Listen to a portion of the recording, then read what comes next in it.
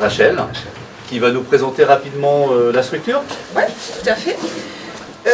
Encore une fois, bienvenue à tous et à toutes sur le site de la Ferme du Monde, Parc Animalier. Donc j'espère avoir le temps de saluer tout le monde.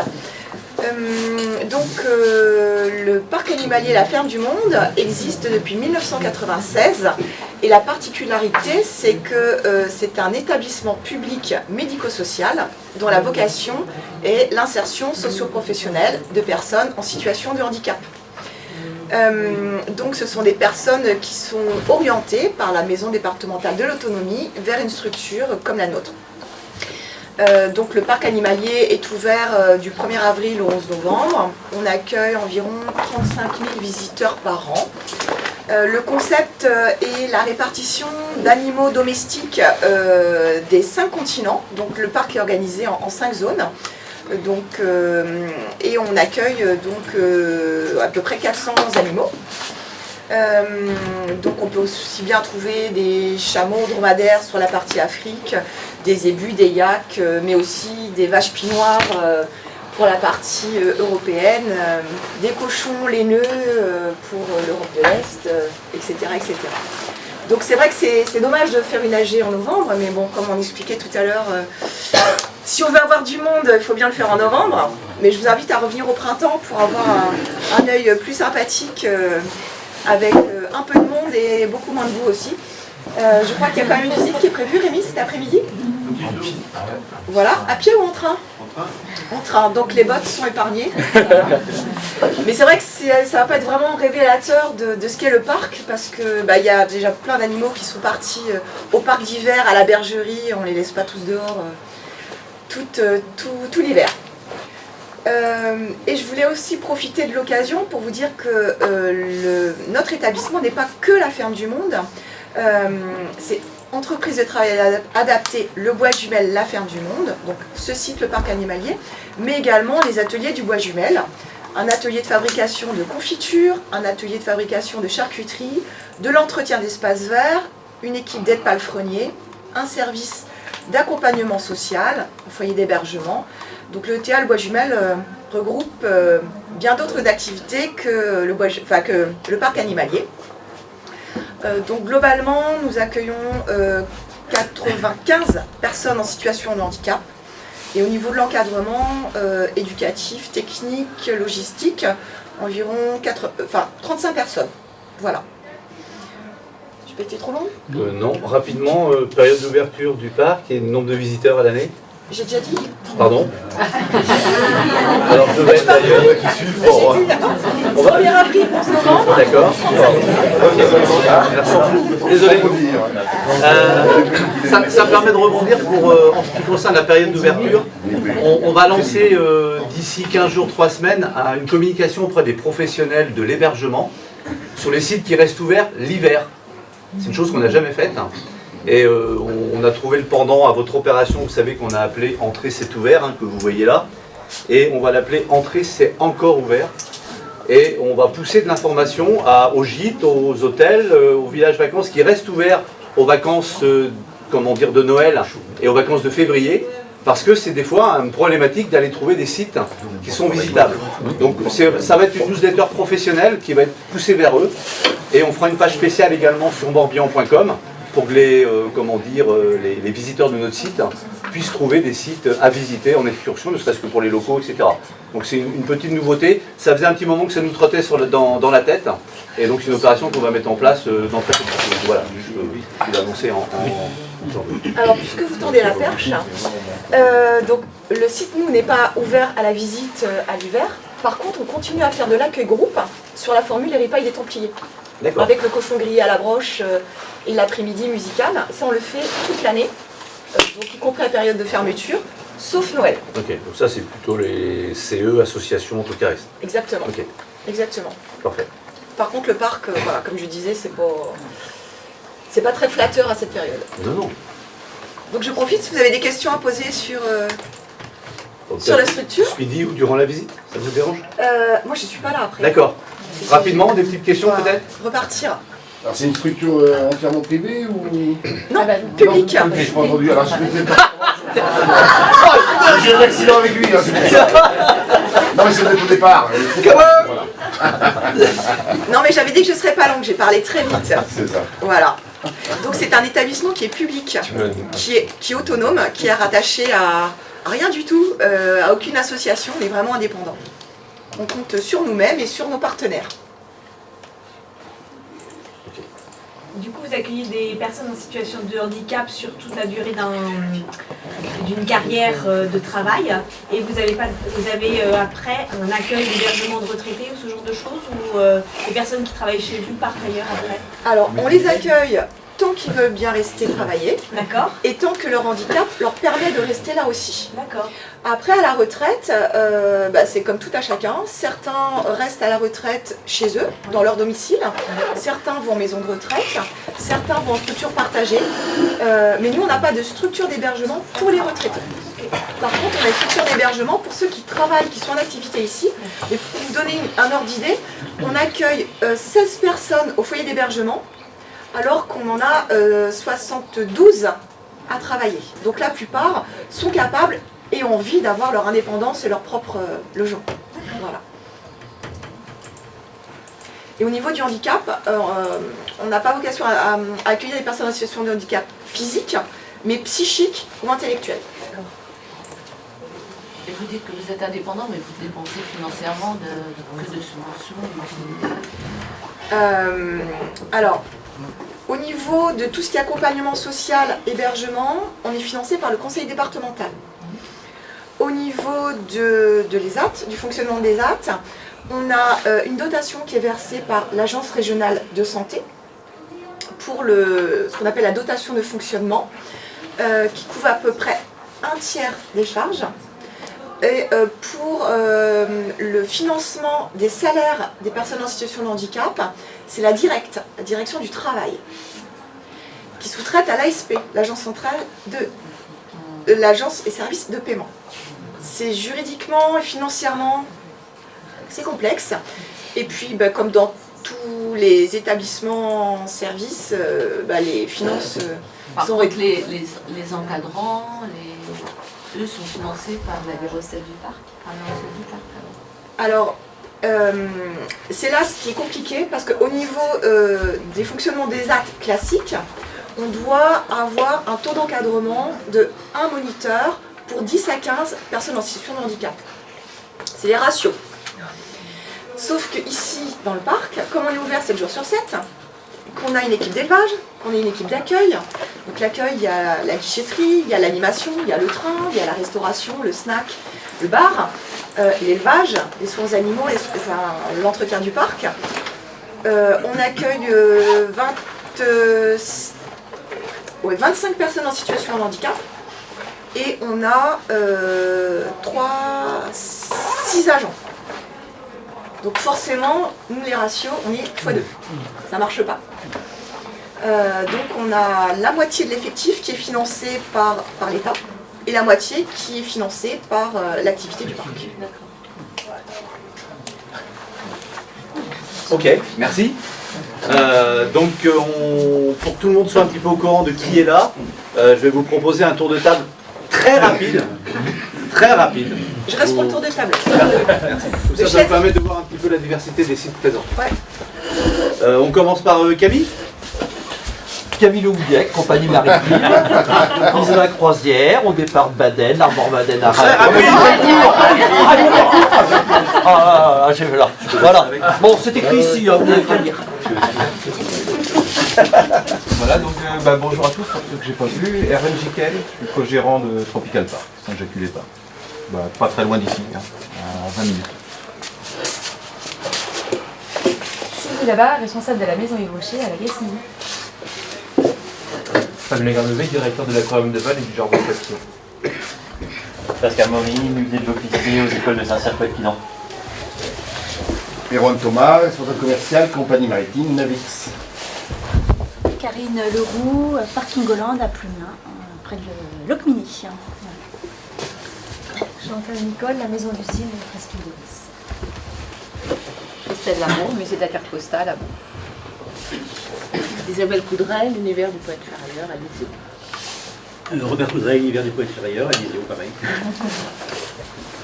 Bonjour à toutes et à tous, donc Nicolas Jean, je suis le nouveau directeur de l'office de tourisme de Rochefort-en-Terre Tourisme, mais on gère également la base de loisirs du Moulin Neuf qui est située juste à côté de Rochefort.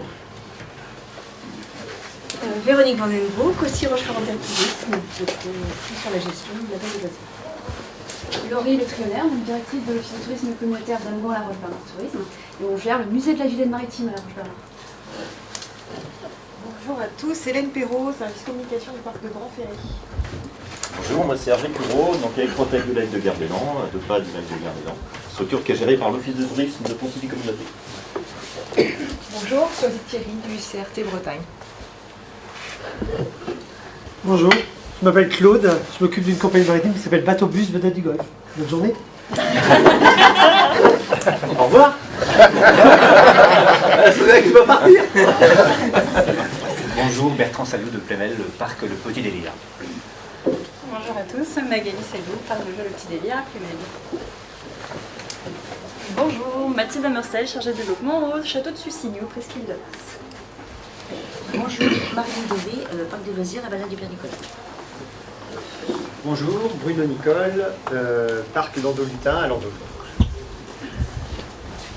Bonjour, Sarah Yana Mosbef, Martin Turel du Stévo à Présillac. Bonjour, donc Ingrid Marchienne, responsable de l'opérationnel Compagnie du Golfe à Vannes. Bonjour à tous et à toutes, Laurence Lourd, Compagnie du Golfe pour quelques jours encore, puisque je quitte la compagnie le 15 décembre. Et c'est Ingrid donc, qui reprend les rênes de la compagnie. Bonjour, David Gibert, l'acrobranche forêt Adrénaline à Carnac. Bonjour, le meilleur pour la fin, Alexandre Gisson, Mobileboard Carnac Quiberon baladant Segway et Gyroparc à Portmet. Et donc, je voulais présenter Rémi, Rémi qui nous accueille, Ferme du Monde, et également Renaud Stenbruge, ANCV, chèque vacances. Je suis là donc pour vous présenter quelques nouveautés, quelques évolutions sur le chèque vacances et répondre à vos questions. En fin de réunion, on parlera du chèque vacances connecté. Voilà. Et les membres du bureau. Bonjour, Yann Pasco, gérant vedette de l'Angélus à l'Op Paris-Acaire et trésorier de la Morbihan Tourisme. Voilà, et donc Frédéric Paul, je suis le président de l'association Loisirs Morbihan et puis je suis ravi de vous accueillir. Voilà, et puis Jean-Yves. Jean-Yves Le Glen, Morbihan Tourisme et Loisirs en Morbihan. Donc j'anime le réseau depuis un an. Et je vais rebondir sur Alexandre, le meilleur pour la fin aussi. Donc Georges Rivière, je suis responsable du service promotion commerciale à Morbihan Tourisme, qui gère les filières loisirs, affaires, et également, comment dire, la chance que vous avez de participer à nos packs avec tous les services qu'on vous propose derrière, qui vont qu'à un cas, mais on essaye de rectifier le tir à chaque fois. Voilà. Donc on va commencer, on est parti, il est 10h40. Bon nager alors. Merci beaucoup. Merci beaucoup. Merci. Au revoir. Au revoir. Donc rapidement votre réseau, réseau dynamique. On va passer rapidement, comme c'est statutaire. Voilà, ce qu'on peut peut-être rappeler, c'est qu'aujourd'hui on compte à la date d'aujourd'hui, on va dire 2019, 41 membres actifs, donc ce qui est quand même un chiffre assez conséquent en termes de fonctionnement. Bon, il y a eu quelques réaménagements au niveau de l'appellation de l'association. On parlait de l'AMEL, aujourd'hui on parle vraiment de Loisirs Morbihan avec sous l'appellation Association des sites de loisirs Morbihan, même si on pourrait contester quand même la notion de site, puisqu'on a à la fois des équipements mais aussi des activités. Donc voilà. Rappelez aussi que on a la chance de bénéficier dans le cadre d'une convention qui nous lie avec Morbihan Tourisme, signée donc en 2006, d'un accompagnement avec un animateur de réseau, qui s'est présenté, Jean-Yves, qui permet de fluidifier, on va dire, le fonctionnement de l'association. Et on sait que c'est important parce que tous et toutes on est pris par nos activités en parallèle.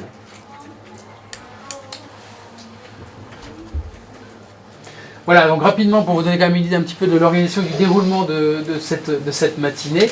Donc on va vous faire un rapide bilan bien sûr des actions qui ont été menées en 2019, les aspects positifs et peut-être un peu moins positifs ou négatifs, ou essayer un peu de revoir cette organisation sur 2020, ce qui nous amènera donc à évoquer les projets, les perspectives de l'année à venir. On fera aussi un point sur la carte loisirs en Morbihan, hein, que vous connaissez tous et toutes. Un point budgétaire avec Yann qui verra l'état de la situation de l'association.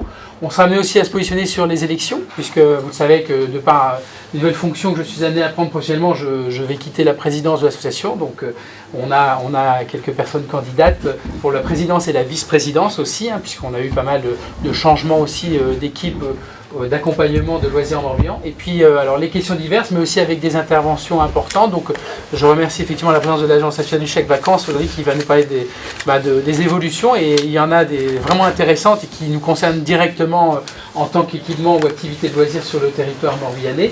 Le comité régional du tourisme aussi, hein, dont je remercie la présence de Spazic, puisqu'on sera amené plus spécifiquement à vous parler aussi de l'opération Journée des loisirs, hein, qui a effectivement une organisation départementale mais une résonance aussi régionale, puisqu'on a, vous le savez tous et toutes, 3 autres associations qui existent à l'échelle régionale, une association sur chaque département, sur le Finistère, les Côtes-d'Armor et sur l'Ille-et-Vilaine, et on a depuis cette année en fait engagé une action collégiale, on va dire, autour de la Journée des loisirs, et on sera amené à en reparler puisque on souhaite, et visiblement on a un retour plutôt positif, je m'avance un petit peu, mais un retour plutôt positif du CRT pour nous accompagner, pour donner un élan plus régional à cette opération Journée des loisirs.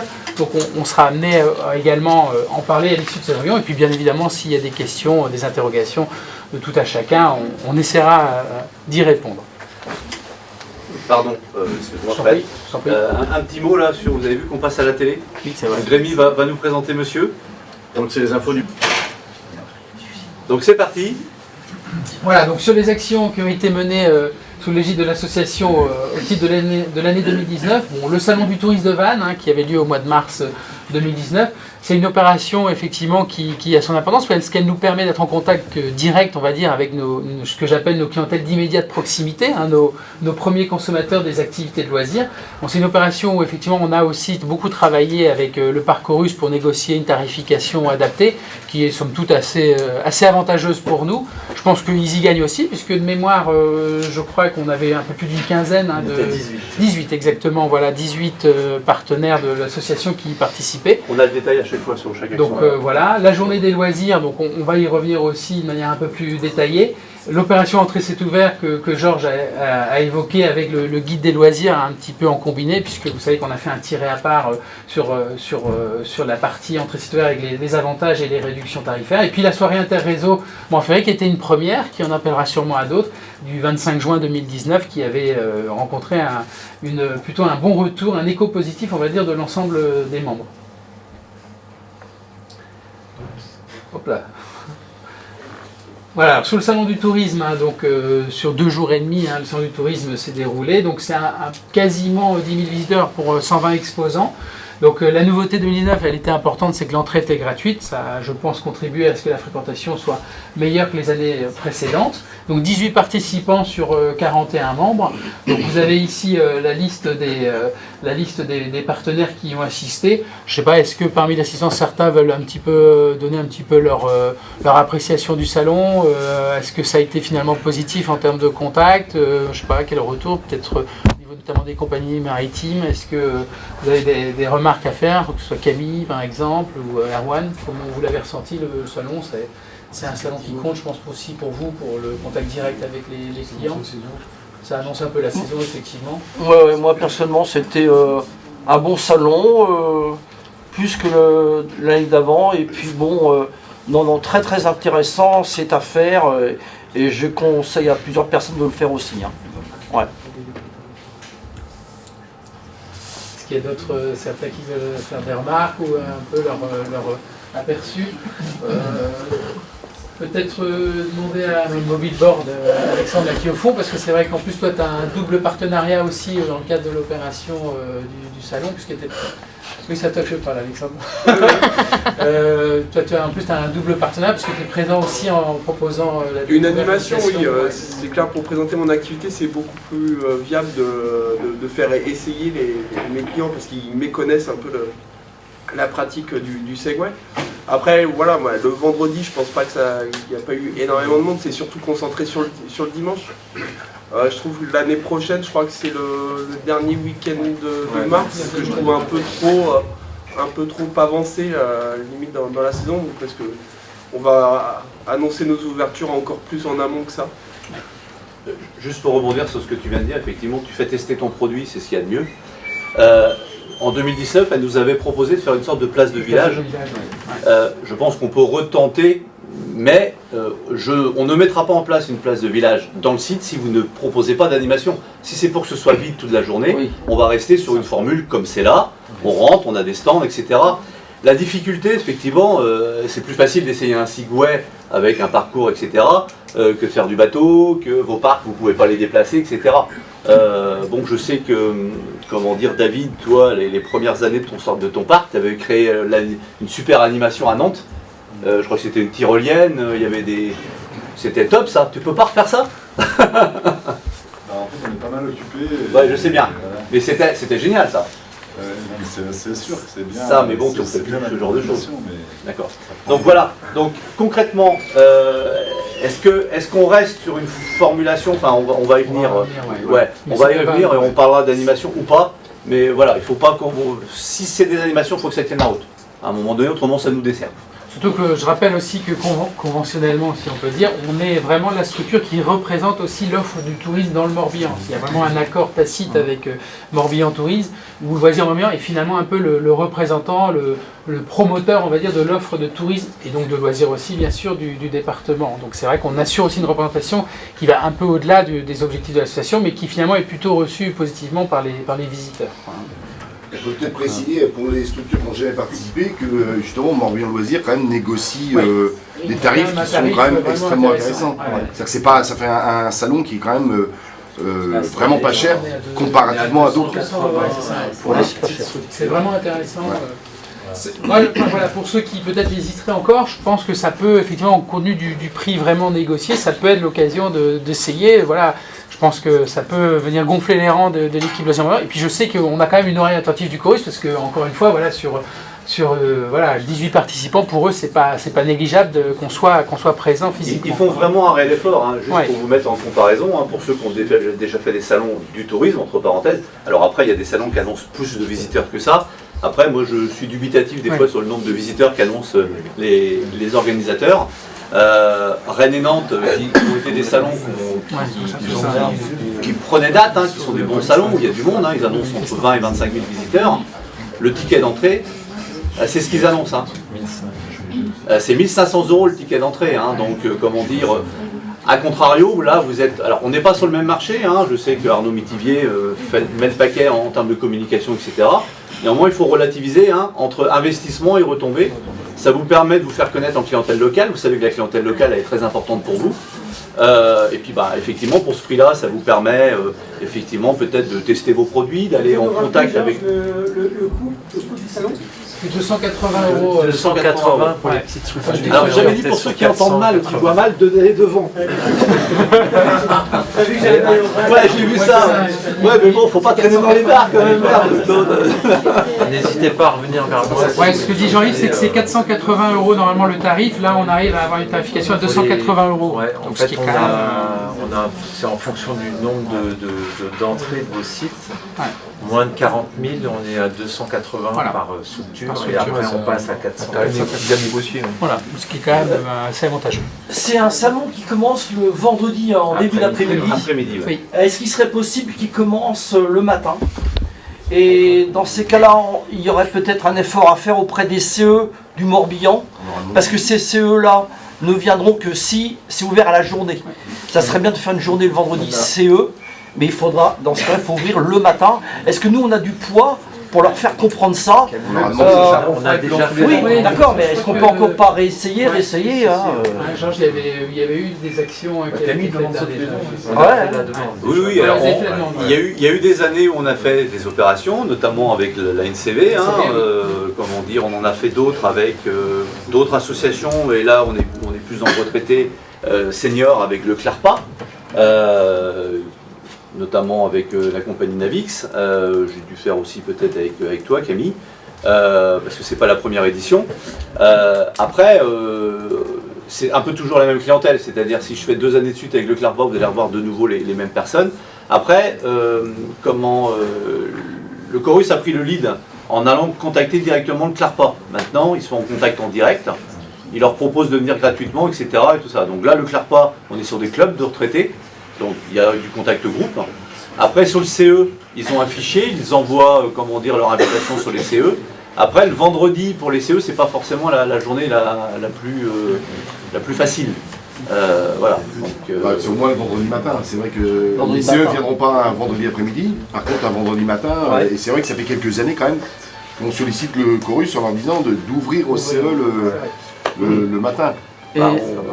On va retourner un petit peu à la charge, on va voir un petit peu ce qu'ils nous proposent. Et c'est pas Camille ni Héroïde qui le demandons, c'est 41 personnes qui le demandent. D'accord, ok. Il faut leur dire. Donc on lui fera un retour dans ce sens. Ça fait 2 ans qu'on le demande. 2 ans qu'on faut les menacer. Il n'y a pas de CE le vendredi, ils viennent pas. Alors attention, ne confondez pas un salon grand public avec les salons CE ou les workshops qu'on peut faire avec notre partenaire la NCV, etc. où on a un programme dédié, voilà, donc je dirais, ils ne peuvent pas non plus courir après toute la clientèle. Après, ça dépend des moyens qu'ils mettent en place en termes de démarchage commercial, etc. C'est vrai que tous les ans, elle vient me solliciter, effectivement. Il y a des années où j'ai pu le faire, des partenariats avec la NCV ou avec le CLARPA. Le plan de charge, il est ce qu'il est, et je ne peux pas non plus cibler tout le temps mes actions sur une seule action, en sachant qu'il va en avoir d'autres derrière. Je vais vous parler des actions, comment dire, groupes qu'on peut mettre en place avec la NCV ou avec d'autres partenaires. Et le problème, c'est qu'on ne peut pas non plus user cette clientèle-là sur toutes les actions. Il faut faire attention un petit peu à ce qu'on leur dit. Hop, on est parti ? Allez. Alors, la journée des loisirs. Donc, rappelez donc le concept de cette journée. C'était donc la 2e édition qui a eu lieu là au mois d'avril. Le principe, alors, on emprunte cette opération historiquement au département du Finistère, qui a été vraiment l'instigateur de cette opération. Ça fait un peu plus d'une 8aine d'années, je crois, qu'ils font cette opération, avec plus ou moins de bonnes réussites, on va dire. L'idée pour eux, c'est pas forcément de chercher une fréquentation à tout craindre importante. L'idée, c'est de marquer un petit peu le début de la saison, le redémarrage, on va dire, de l'activité de tourisme loisir sur le territoire, en l'occurrence du Finistère et sur le Morbihan. Donc c'est une opération qui, là, sur l'exercice 2019, s'est déroulée le 7 avril. Il y avait une trentaine de membres participants sur les 41, donc avec des offres variées. Voilà, il y a des avantages tarifaires, il y a un petit accueil de bienvenue, un accueil VIP, si on peut dire. Enfin voilà, l'idée, c'est de marquer un petit peu sur cette journée un accueil un peu plus marqué, on va dire, vis-à-vis des visiteurs, vis-à-vis du grand public qui fréquente nos activités. On est sur aujourd'hui une fréquentation plutôt moyenne, voire on peut le dire, qui a un petit peu déçu pas mal des membres qui ont participé à cette opération. Voilà, il est vrai que la météo n'a pas été des plus clémentes sur cette journée. Bon, malgré tout, quand même, on voit qu'il y a un souhait, puisque Jean-Yves a eu l'occasion un petit peu de sonder l'ensemble des membres, il y a un souhait quand même fort de renouveler la participation au titre de l'exercice 2020. Rappelez également que cette opération est quand même accompagnée d'un plan de communication. Il y a bien sûr une affiche, un petit flyer là, que vous voyez ici en recto verso qui annonce l'opération. Bon, même si peut-être le visuel sera peut-être à retravailler sur l'exercice 2020, bon, il permet de recenser et de mettre en avant donc l'ensemble des membres participants, donc à hauteur de 15 000 exemplaires quand même sur ce nombre de flyers, qui avait été aussi d'ailleurs diffusé à l'occasion du Salon du Tourisme. Et sur le réseau des boulangeries, puisqu'on a un accord avec la Fédération départementale des boulangeries du Morbihan pour assurer la diffusion et la communication de cette opération. Et puis, bien sûr, sur morbihan.com, avec un header dédié, voilà, la possibilité de télécharger le support, enfin une mise en avant un petit peu plus poussée, on va dire, de l'opération. On a, tu as la suite, le détail des offres qui étaient proposées non. Pour chaque, non. Donc c'est pas indispensable. Donc on va revenir sur l'opération, sur l'exercice 2020, puisqu'on a pas mal d'idées pour essayer de booster, on va dire, un petit peu cette opération qui quand même, in fine, est un petit peu mitigée, on va dire, dans l'immédiat. Le guide des loisirs, que vous connaissez, c'est quand même un peu notre document clé de voûte, si je puis dire, en termes de diffusion. C'est quand même 125 000 exemplaires. Donc c'est vraiment le guide central qui nous permet de faire connaître l'activité, les membres de l'association. Et effectivement, on a fait cette année une opération un peu spécifique, puisque vous savez qu'il y a ce qu'on appelle un asilage en partie centrale de ce guide, avec un petit document avec des couponings. Donc vous l'avez là, Jean-Yves vous le présente. Et on avait fait donc un tiré à part cette année, à hauteur donc de un petit peu plus de 35 000 exemplaires qui avaient été donc diffusés et qui étaient disponibles immédiatement. Donc l'intérêt, c'est que justement ça permettait aussi, parce que certaines personnes n'ont pas nécessité de se procurer le guide, de bénéficier quand même de l'avantage de mettre en avant ces offres. Donc ces offres, c'est des réductions, c'est des avantages tarifaires encore, des réductions qui peuvent aller jusqu'à 30% de réduction sur certains équipements, une entrée achetée, une entrée offerte. Voilà, donc c'est quand même un document qui est pas mal emprunté et utilisé par nos visiteurs. Bien évidemment, chacun est libre dans l'immédiat aujourd'hui de définir un petit peu la teneur, on va dire, de son offre en termes de réduction. Mais c'est vrai que c'est un support qui quand même est largement diffusé, encore une fois avec la fédération des boulangeries du département. Les galeries commerciales aussi, qui jouent vraiment bien le jeu, que ce soit la galerie commerciale Carrefour ou la galerie Leclerc de Vannes, qui quand même voit passer pas mal de visiteurs. Et puis bien sûr, vous, l'ensemble des adhérents, qui diffusez aussi le guide, que ce soit le guide ou le support, aussi auprès des visiteurs. Donc il y avait 35 participants sur cette opération pour 41 membres, donc on voit qu'il y a quand même un retour plutôt positif. Donc cette opération elle est aussi accompagnée d'une communication importante, donc bien sûr la diffusion et la possibilité de télécharger ce flyer encore une fois sur morbihan.com avec un formulaire en ligne, donc qui est renseigné, où on a l'ensemble des demandes qui sont exprimées via un e-formulaire. L'affichage. Donc là, on a, et c'est Georges qui a obtenu ça, parce que vous savez que l'organisation aujourd'hui des systèmes d'abribus a un petit peu changé. Auparavant, on traitait plus facilement avec le département du Morbihan. Maintenant, c'est quelque chose qui est revu dans l'escarcelle des agglomérations. C'est que pour le département du Morbihan. Donc, que pour le département du Morbihan. Les départements ont gardé leur réseau. Voilà. Et nous, la difficulté, c'est que c'est passé aux agglos. Lorient, ça a été une fin de non-recevoir. Donc on va essayer de repartir un petit peu. Vanaglo a bien joué le jeu, néanmoins à la réaction d'Alexandre qui a eu raison, la campagne ne s'est pas faite exactement à la période où on aurait le souhaité, parce que ils ont carrément zappé mon mail et malheureusement j'ai pas pu les relancer parce que j'ai chu en moto, donc j'ai pas pu suivre bien le dossier concrètement, et quand ils sont revenus vers nous, ils nous ont dit la seule période qui nous reste c'est comment dire, début juillet. Ce qui n'est pas forcément l'objectif principal de l'opération. Donc là, cette année, les démarches sont déjà prises et effectivement, on leur demande de plutôt communiquer sur la deuxième quinzaine d'avril. Voire plus, s'ils ont plus de réseaux à nous offrir. Et là, on a deux bons contacts. C'est la mairie de Vannes, qui elle a une vingtaine de panneaux, un peu plus petits, et Vanaglo, qui a 22 panneaux format deco. Donc là, pour le coup, ils le mettent gracieusement à disposition. Donc ça, c'est un plus. Et c'est un plus, on en reparlera tout à l'heure aussi, parce qu'on fera entrer, c'est ouvert, mais également journée des loisirs. On va demander à avoir de la présence pour les deux opérations.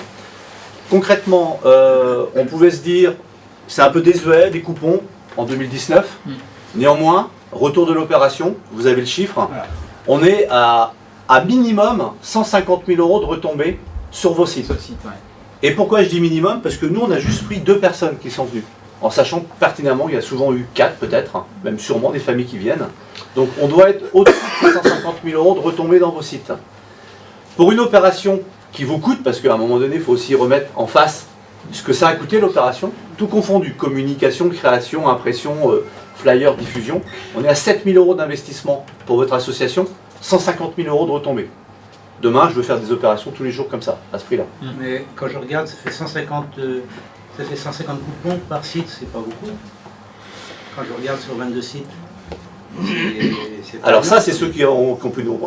oui, qu'est-ce qu'il y a, Robert? Je trouve que c'est pas beaucoup. 750, 500, 476. Donc moi, ce qu'il y a, c'est qu'on va vous donner ces chiffres-là. Ce qui est important, c'est de regarder la fréquentation qu'il y a pu avoir sur les plus gros sites et de regarder quel type d'offre ils ont fait. Ça va dépendre aussi de la qualité de l'offre que vous proposez. Si vous me mettez, comment dire, café offert, je suis désolé, je viens pas. Enfin, là, je suis peut-être un peu trop direct, mais à un moment donné, comment dire, la qualité de l'offre fait qu'on va venir vous voir. Mathilde, tu as fait plus de 700 coupons, 750 coupons, on est quand même sur la presqu'île de Ruisse, donc concrètement, c'est touristique, mais il faut aller jusqu'au bout de la presqu'île de Ruisse. Vous dites aussi, vous êtes sur des sites de l'intérieur, concrètement, je ne vois pas pourquoi ils ne viendraient pas, comment dire, au Poète Ferrailleur ou à la Ferme du Monde, si l'offre est attractive. Voilà, on reste sur une opération de promotion qui n'est, comment dire, qui est véhiculée uniquement via le coupon. Donc c'est pas comme si vous mettiez des promotions à tout va, vous voyez ce que je veux dire? C'est que sur présentation du coupon. En plus il est utilisable une fois, donc voilà. Moi, je pense qu'il faut absolument la refaire hein, au vu des retombées. Et je vous proposerai des évolutions pour 2020 qui sont nécessaires parce que malheureusement, quand on fait une campagne d'affichage, je suis désolé, on ne véhicule pas du coupon. Comment je me procure le coupon? Moi, je ne le revois pas par la poste, hein, parce que je ne vais pas payer maintenant 1 € d'envoi parce que il y a des possibilités maintenant, en 2020, l'année prochaine, de passer sur une partie digitale. Voilà. Alors, justement là-dessus, moi pour les chiffres que je vous ai donnés, tu peux facilement tripler puisqu'on a eu des chiffres, puisqu'on insère aussi un code promo, et qu'en fait les retours sont assez étonnants. Merci. Et là, ça va rebondir sur ce qu'on va vous proposer l'année prochaine. Il manque aussi le parc de Branferré qui a... Je suis à 500 là. Voilà. Ouais. Donc vous voyez, je pense que, comment dire, concrètement, Robert, tu as raison, mais ça montre la marge de manœuvre que vous pouvez avoir si vous n'avez pas beaucoup de coupons. Et ça, c'est important. Je pense qu'il faut, comment dire, faire une émulation. Il y en a qui font 700, 750. Alors, il y a une petite baisse quand même pour Branferré, hein, parce que c'était 750 l'année dernière. Vous êtes à 580, c'est ça? Ouais. Donc, est-ce que c'était la même offre? Exactement. D'accord. Bon. Après, c'est aussi concurrencé un peu par votre offre qui est aussi présente dans les boulangeries. Vous avez pas mal de docs avec, je crois que c'est un enfant gratuit sur présentation de la doc, c'est la même offre. Non, on n'a pas ça. Il n'y a plus ça maintenant? On a surtout des tarifs préférentiels sur notre site internet en fait. D'accord. Mais à un moment donné, vous mettiez... c'est plus le cas. D'accord. Ouais, mais il y a-t-il des références aussi en 2018, le Branferré avait vraiment explosé ses chiffres de fréquentation. Comme le Château Sucillon l'a fait en 2019 d'ailleurs, ça a un lien, effectivement. Bah, concrètement, Mathilde, je crois que c'est plus de 24% cette année de fréquentation. Oui, on est passé de... On avait fait 136 000 l'année dernière, on va passer à 165 500 cette année. Mais ça doit être le guide loisir, ça c'est sûr. Je sais pas, votre ressenti sur l'opération, qu'est-ce que vous avez eu Nous, on a eu une forte progression, mais comme pour l'ensemble des visites du parc, dû à une ouverture d'un nouveau jardin, donc il y a eu la communication autour de ce jardin-là, et donc à partir du moment où on se retrouve dans un guide comme ça, tout de suite, tout augmente sur l'année. Alors en sachant que moi, du 15 juillet à fin août, je refuse les coupons, parce que mon établissement étant plein, tout ce qui est gratuit, je n'en veux pas. Alors, je tiens à dire, je suis là pour faire de l'argent dans mon établissement. En période d'été, je ne suis pas là pour solder mon établissement aux touristes. Et moi, cette opération-là, en avant-saison ou en arrière-saison, je suis 100% d'accord. Et j'ai toujours été hostile, c'est pour ça qu'il y avait la mention dessus. Et les clients, au bout du compte, ils râlent peut-être pour certains, mais... Non, c'est clair. Vous êtes maître à bord sur votre offre. Sur entrée, mais ceci dit, ça n'a pas fait forcément baisser le nombre de coupons du parc, parce que j'ai... Ça c'est important ce que tu dis, c'est qu'effectivement on donne, c'est vous qui êtes décisionnaire dans l'organisation de votre opération, sa durée, sa périodicité, ça c'est important. Alors pour l'évolution des coupons, parce que j'entends différentes choses, c'est vrai qu'à partir du moment où on a dans nos établissements, pour le mien, l'ouverture d'un nouveau jardin, un effet médiatique et tout ça, donc il y a une fréquentation supérieure. Alors après, d'une année à l'autre, ça peut être totalement différent. Bien sûr. Et je pense que l'année prochaine, si on ne se renouvelle pas, si on n'a pas une nouvelle offre au sein du parc, on n'aura certainement pas autant de coupons. C'est un outil de plus de communication. Oui.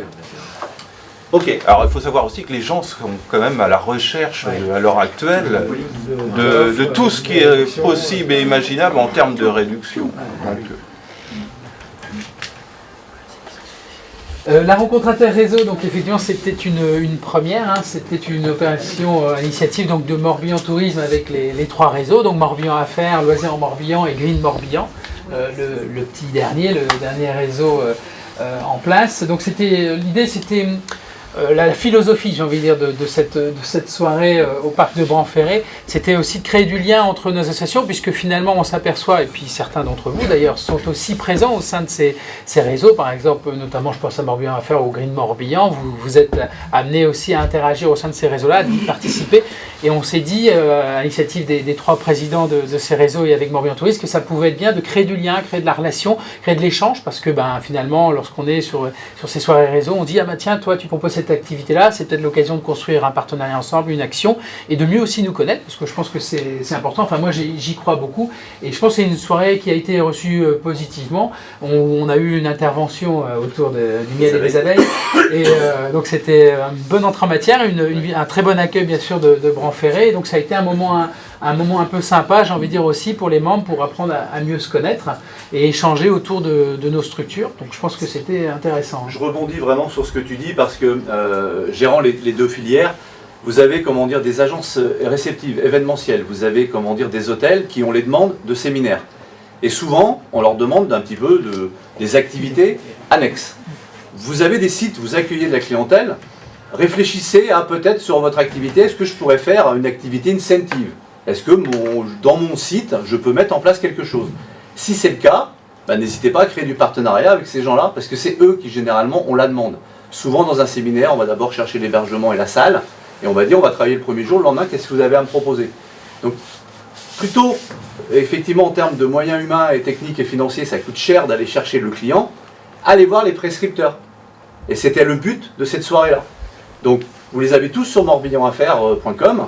Ils sont tous là, vous avez la personne qui gère les demandes, etc. Mais n'hésitez pas, pendant l'hiver, à aller les voir. Éventuellement, est-ce que vous avez des attentes? Quel type est-ce que mon produit peut vous intéresser, etc. Voilà. C'est ça, l'effet réseau. C'est de travailler ensemble. Hop, c'est parti. Donc on part sur 2020. On est parti. C'est bon, 2019. Est-ce qu'il y a des remarques? Est-ce qu'il y a certains d'entre vous qui voudraient compléter ou qui ont peut-être des interrogations sur ce qu'on vient de présenter au titre de l'exercice 2019? Alors sachant que toutes les remarques qui ont pu être faites lors de commissions, vous savez qu'il y a des commissions de travail, elles ont été prises en compte, tout ou partie, pour vous présenter comment dire les nouvelles opérations. Alors certaines vont rester en l'état, c'est le cas pour l'instant du salon du tourisme de Vannes, où il n'y a pas forcément de nouveautés, mais pour la journée de loisirs, l'opération Tressé ouvert, il va y avoir des nouvelles choses qu'on va vous proposer. Voilà, donc sur le salon du tourisme de Vannes, bon, effectivement, pas grand-chose de plus à ajouter. Le principe, c'est que l'opération, on envisage de la reconduire, peut-être rencontrer effectivement à nouveau, comme ça a été signalé là sur cette journée du vendredi. À ce jour, on peut peut-être le rappeler, il y a quand même déjà une douzaine de structures qui sont inscrites pour nommer les structures. Ça c'est joli. C'était les petits rappels. Voilà, bon, on rappelle quand même, si c'est important, ce qu'on disait tout à l'heure, les tarifications qu'on arrive à obtenir auprès du parc Chorus. Donc une tarification haute, on l'a appelé comme ça, à hauteur de 480 € pour les équipements qui ont plus de 40 000 visiteurs. Et pour les structures qui accueillent un peu moins de 40 000 visiteurs, on est sur 280 € hors taxe. Bon, vous avez les tarifs normaux, on va dire, les pleins tarifs à proximité. Donc j'en profite pour reposer la question. Est-ce que on met en place un espace animation? Vous êtes comme quasiment... Là, il y a une bonne partie qui sont inscrits, là, les 12 qui sont là. Là, j'arrive pas à vérifier l'info, mais il me semble que le salon, il y a un salon des CE, je ne sais plus si c'est Rennes ou Nantes, qui tombe jeudi et vendredi et qui couvre. C'est Salon de Nantes. Ah, c'est celui de Nantes.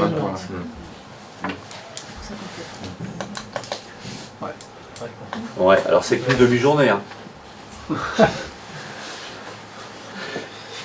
Ouais, alors que je crois que vous êtes assez nombreux à être sur Nantes. Je veux dire, je rebondis, est-ce que ça vaut le coup cette année d'aller la tanner en disant invite des CE, si un gros salon des CE à Nantes, ils ne viendront pas là. Concrètement, elle le fera. Elle a un fichier, je sais qu'elle a un fichier, alors est-ce qu'il est quali, etc. Elle n'a pas pu me le dire. Elle envoie l'invite sur les CE, après ils viennent ou ils viennent pas. Mais il est vrai que, comment dire, s'ils n'ont pas, une sorte de thématique un peu dans leur activité, enfin il faut qu'ils, sous contrôle de Renault, il faut quand même qu'ils aient, lorsqu'ils sortent, qu'ils aient, comment dire, un petit peu de matière à dire, on sort parce qu'on va chercher un peu d'informations, etc. Sur un salon grand tourisme, grand public, pardon, pour le coup c'est un peu moins, je pense que c'est ça. Il n'y a pas forcément d'offres groupe non plus. Ouais. Donc c'est vrai qu'on avait fait une opération cette année avec des CE qui étaient venus le matin à l'aquarium de Vannes. On avait déjeuné et ils avaient l'accès au salon l'après-midi. Je crois qu'il y en a assez peu qui ont enchaîné sur le salon. Alors, si, il y en a qui ont enchaîné sur le salon, mais là où j'ai fait une erreur, je mets à coup pas, c'est que je les ai pas badgés. C'est-à-dire que j'aurais dû leur mettre un tour de cou spécial Morbihan Tourisme par exemple, pour que vous puissiez les identifier sur le salon. Et ils sont rentrés sans le badge. Donc moi, j'avais annoncé ça à quelques-uns qui m'ont dit je les ai pas vus passer. Mais si, je les ai vus, ils sont là, mais ils n'étaient pas identifiables. Et comment dire, comme peut-être naturellement ils se sont pas arrêtés chez vous, vous n'avez pas pu les identifier. Donc si on refait ça, absolument, faut comment dire, les identifier pour que vous puissiez, pas sauter dessus, hein, bien entendu, mais faire le job. Quoi. Mais c'est vrai que le vendredi, c'est une journée difficile pour les CE, de manière générale. Concrètement, voilà, on a cette expérience-là. On voit sur les salons CE, vendredi après-midi. On visait sur cette soirée-là au moins une petite cinquantaine, on a réussi à en avoir 20, 25 qui sont venus, oui, sur la journée. Et pourtant, ils étaient invités le matin. Fabien qui a joué le jeu de les accueillir. Ensuite, on a été avec toi. Oui, on était sur ton bateau. Ils étaient invités, etc. Sur un fichier qui était plus important, on en a mobilisé que 20, 25. Vous vous rendez compte un peu, quand ils sont invités comme ça, ils ne viennent qu'à 20, 25 sur le salon du tourisme. Alors on dit venez gratuitement sur le salon du tourisme. Un peu plus compliqué là pour le coup. Il faudrait que Navix donne de l'argent en plus. C'est le problème, Claude. On va ouvrir une cagnotte en ligne. On va faire une cagnotte d'ici.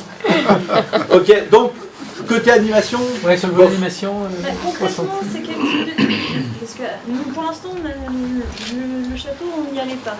Mais au vu des prix, et si on a un public qui est à peu près qualifié, enfin concordant, moi je pourrais venir avec un embelletrier ou quelque chose comme ça. Mais c'est quoi? C'est familial? C'est grand public, oui. C'est très famille, hein. Ah oui, dimanche en plus. Avec une part de retraité assez importante le vendredi après-midi. Vendredi c'est retraité, et samedi et dimanche c'est familial quand même. Celui-ci reste assez familial. Comparativement à d'autres où ça vieillit quand même la population. Après, attention, comment dire, une seule animation comme ça un petit peu perdue, ça va être compliqué. Moi, je peux compléter avec des animations bien-être, avec des animations en lien avec le green, la biodiversité, création nichoir, immersive, expérientielle. Il y a plein de possibilités. Alors, ce qu'on va faire, on va revenir vers Solène. On va revenir vers Solène pour savoir un petit peu quel espace elle peut nous mettre à disposition. Et l'idée, ce serait peut-être de faire un roulement sur cet espace tout au long de la journée. Et voilà, qu'est-ce que vous en pensez? Bon, Jean-Yves va vous renvoyer un petit mail pour savoir si vous êtes intéressé par faire une animation, quel type d'animation, la durée, la fréquence. Voilà. Par exemple, toi tu dis un espace pour le bien-être, ça peut être une ou deux le matin, une ou deux l'après-midi. Pareil pour toi Mathilde, une ou deux le matin, une ou deux l'après-midi. Si on a 4-5 comme ça, on peut remplir des créneaux. Et pareil, toi tu n'as pas forcément, c'est un peu tout le temps, Alexandre. Moi si je suis présent sur les réflexologue. De manière constante. Ok. Alexandre il est Et donc là pour le coup, le salon pourrait communiquer sur son site et dans sa communication au grand public, animation tout au long de la journée avec loisirs en Morbihan. Et peut-être qu'on peut mettre sur le site les horaires où ont lieu les animations, ça ne coûte rien. On peut même se faire un petit panneau éventuellement sur l'espace, parce que si c'est une entrée gratuite, peut-être que le papy il est passé le vendredi après-midi, tiens, je vais revenir avec les enfants demain, ou les petits-enfants. Voilà, à voir. Nous dire quel espace vous avez besoin pour le préparer. Ouais, on vous fera un petit mail dans ce sens, d'accord? quel espace et comment il est monté? Sauf que c'est des vraies flèches? Ah, c'est des vrais carreaux, oui, donc on pourrait D'accord. potentiellement Ok. blesser quelqu'un. On mettra Finis Merde. Moi, je fais du bien aux gens.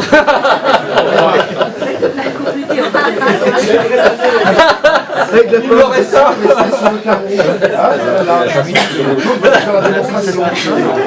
Merci Claude. Ok. Journée des loisirs. Donc, premièrement, l'idée c'est de réitérer bien sûr sur 2020 cette opération qui deviendrait régionale. La date arrêtée aujourd'hui, ça serait le 5 avril 2020 puisque ça collait avec aussi les autres départements. L'idée, ça serait de... Alors là, je vais parler de deux choses, l'aspect départemental et après l'aspect régional. Alors, oui, pardon. Vas-y, je t'en prie. Alors, elle était déjà régionale, c'est-à-dire qu'on arrêtait chaque département la même date. Sauf que l'affiche avait un tronc commun sur le visuel, mais on remettait nos logos, etc. et on ne voyait pas que c'était une opération régionale. L'objectif l'année prochaine, c'est de créer une seule affiche et de mettre sur l'affiche, parce qu'on a à peu près contacté les autres clubs dans les autres départements, on serait à plus de 100 sites de loisirs ouverts pour cette journée-là. Donc en communication, la journée de loisirs est régionale, 100 sites sont ouverts, et nous, enfin la commission qui s'est mise en place, on souhaitait également avoir un effet déclencheur sur l'offre commerciale. C'est-à-dire c'est sur une journée, en début de saison, et de faire péter un petit peu, comment dire, le porte-monnaie, c'est-à-dire que là, une entrée payante, une entrée gratuite, c'est simple, c'est identifiable, sur une campagne d'affichage, sur une campagne radio, j'entends ça, tiens, le 5 avril, ouais, c'est super, hop, voilà.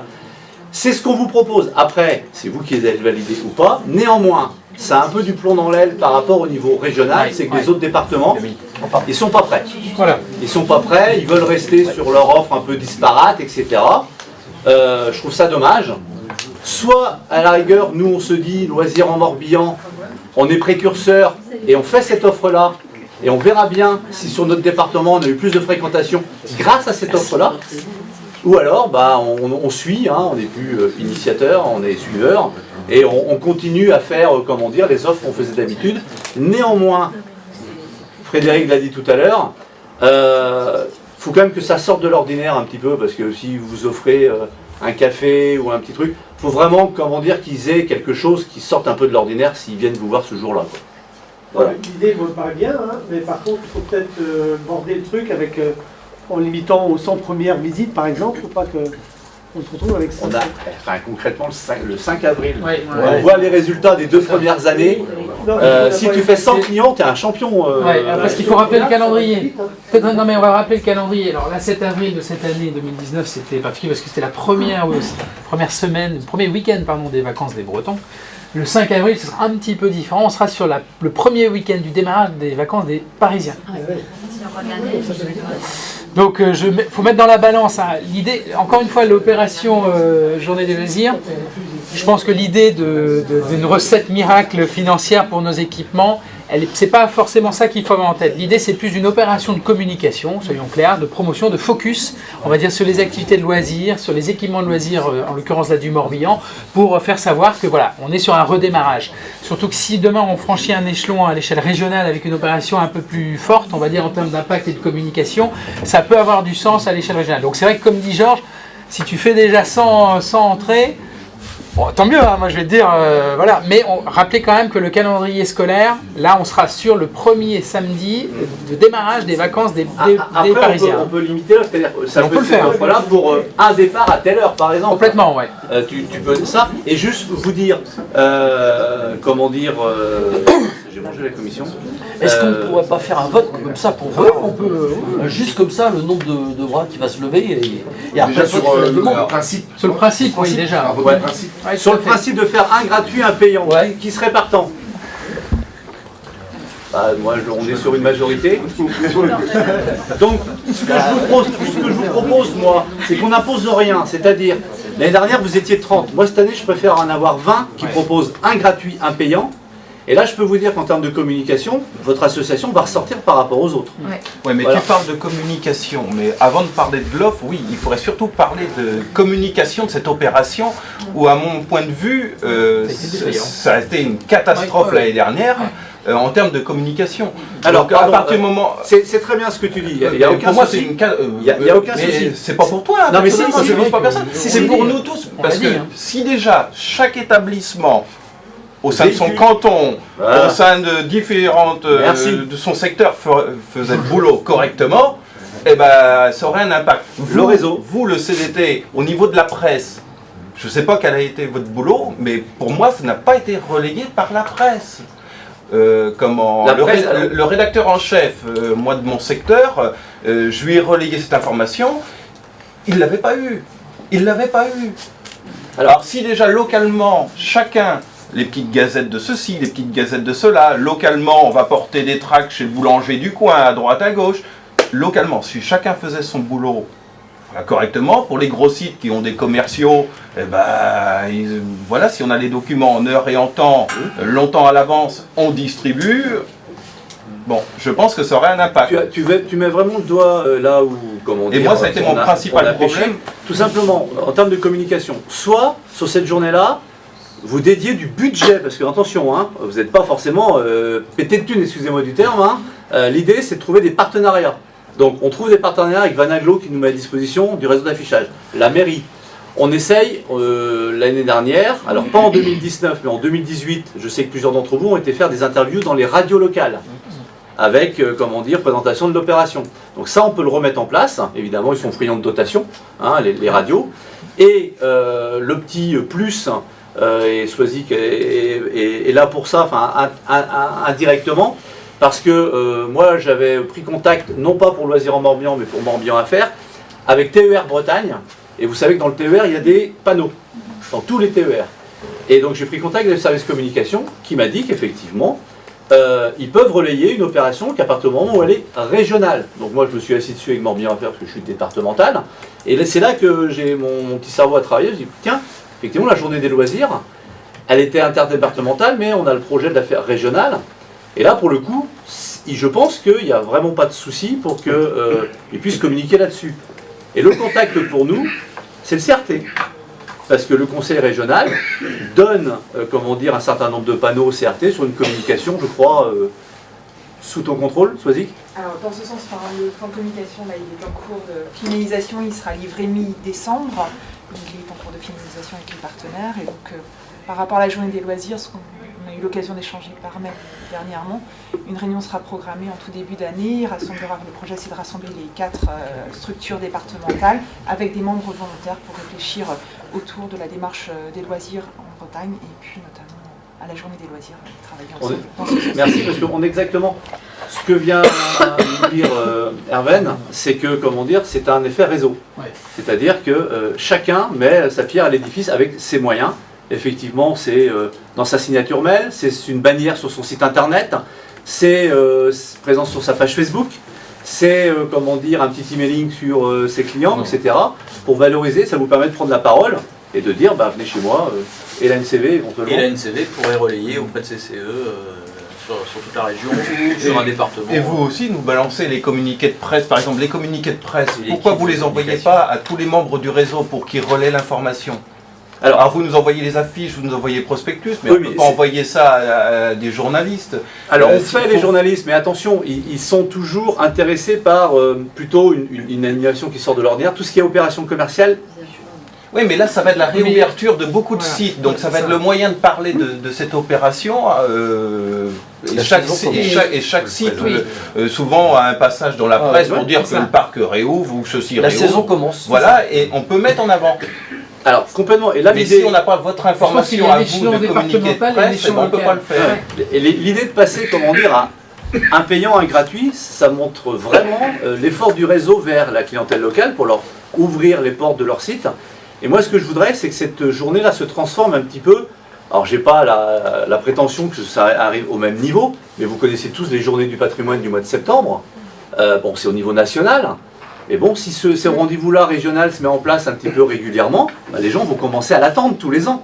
Début avril, la journée des loisirs. Tiens, on va re-rentrer dans les sites, ça se rouvre. Voilà.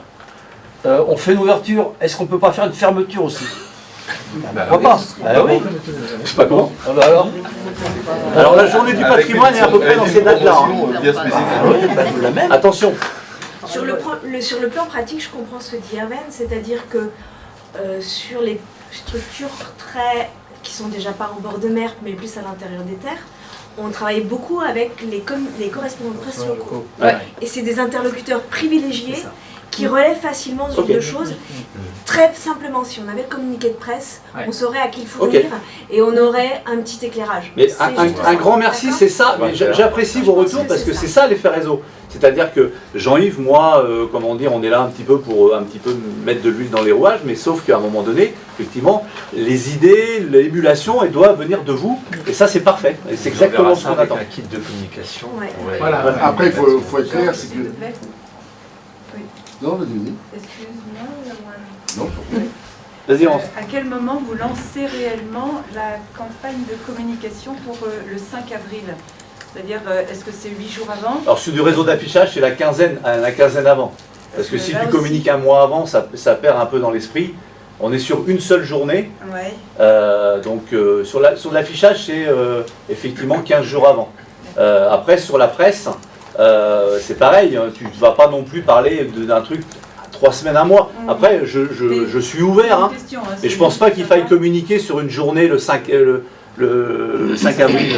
À partir de quand tu communiques sur cette journée? L'idéal, c'est 15 jours avant. Quoi. Les kits de communication peuvent être faits. Ah, les kits de communication, ils seront faits bien en amont. Vous avez profité aussi du salon. Oui, tout à fait. Enfin, l'ensemble de la com, alors dans les boulangeries, on est quasiment 3 semaines avant. Hein, le petit flyer, alors rien n'empêche que le petit flyer, on le continue au niveau départemental, parce que le petit avantage qu'on avait, nous, c'est qu'on mettait au dos les sites participants. Alors, est-ce qu'il serait possible d'avoir un rétro-planning, c'est-à-dire de votre campagne de communication, de dire on commence à telle date ça, on commence... Alors ça, comme on dit, on doit faire une réunion au niveau des autres clubs, c'est une réunion régionale, il faut qu'on se cale tous. Alors, je rêve pas, moi, voir des costamoricains venir, mais pourquoi pas? Parce que les Côtes d'Armor, par exemple, Sophie Ribouchon qui s'en occupe, elle a déjà mobilisé un certain nombre de réseaux d'affichage, etc. sur le département. C'est plus facile pour eux parce que c'est le département qui s'en occupe. Et donc il y aura sur les Côtes d'Armor la communication. Donc, le fait qu'elle passe régionale, on va en bénéficier. Ouais. Parce que l'idée, c'est qu'on va créer une page. On ne va pas créer un site internet, ne vous inquiétez pas. C'est une page avec les 4 entrées. Et ensuite, ça reroutera vers nous une page qu'on créera sur morbihan.com où on mettra les 20 sites participants avec, comment dire, voilà, vos horaires d'ouverture, etc. Parce que l'offre, elle est simple, ce sera en gros un gratuit, un payant. On ne va pas s'emmerder avec ce monétaire à faire, moi je fais un café, l'autre je fais 10%, moi je fais un enfant gratuit, voilà. Là c'est clair, c'est net. Alors la question c'était juste pour savoir, nous, à quel moment on peut commencer à communiquer sur nos réseaux sociaux. Alors je ne pense pas qu'on aura, comment dire, quelque chose en termes de communication, de visuel, etc. avant fin janvier. Quoi. Concrètement, fin janvier, début février, on va avoir quelque chose qui va sortir. J'avais le souvenir pour cette année, par exemple,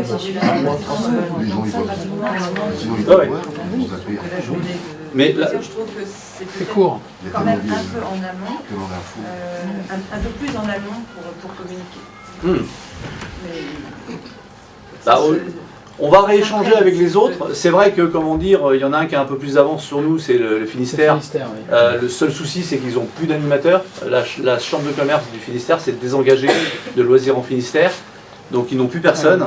Et j'ai eu au téléphone hier monsieur Bonnefoy. Le président, oui. Le président qui est également le patron de la récré des Trois Curés, qui vient d'embaucher sur ses propres deniers, enfin une partie de ses deniers, une commerciale qui va le mettre pour habitants à disposition de l'association.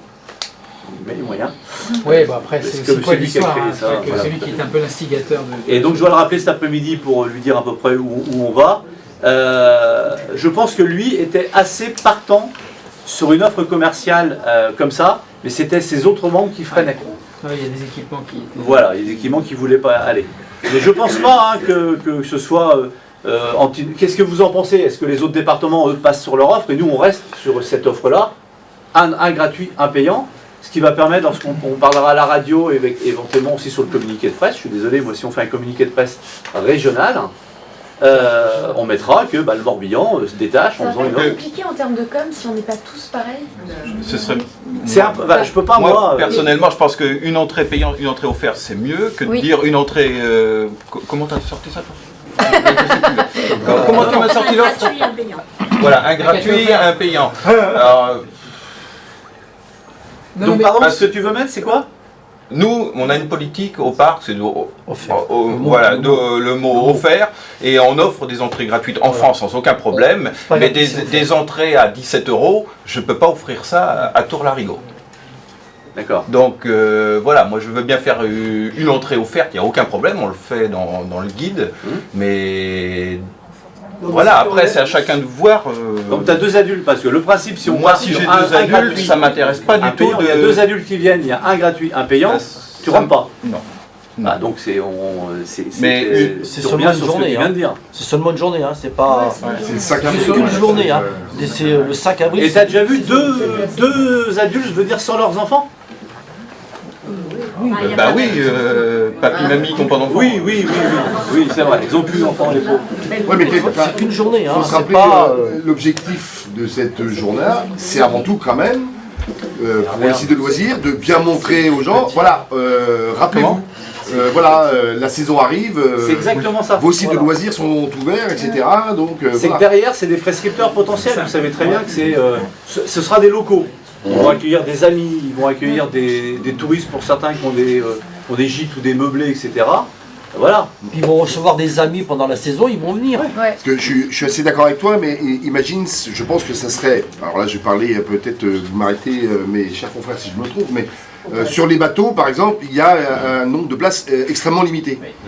Et pourtant, je trouve intéressant, et voilà, on va être au-delà de 17 €, d'accord, et je pense que sur une journée, faire un gratuit, ou un offert pour un payant, peut avoir quand même un impact dans le sens, tiens, on va profiter ce jour-là, mais on sait, et puis ça fait parler de toi, ça fait parler de...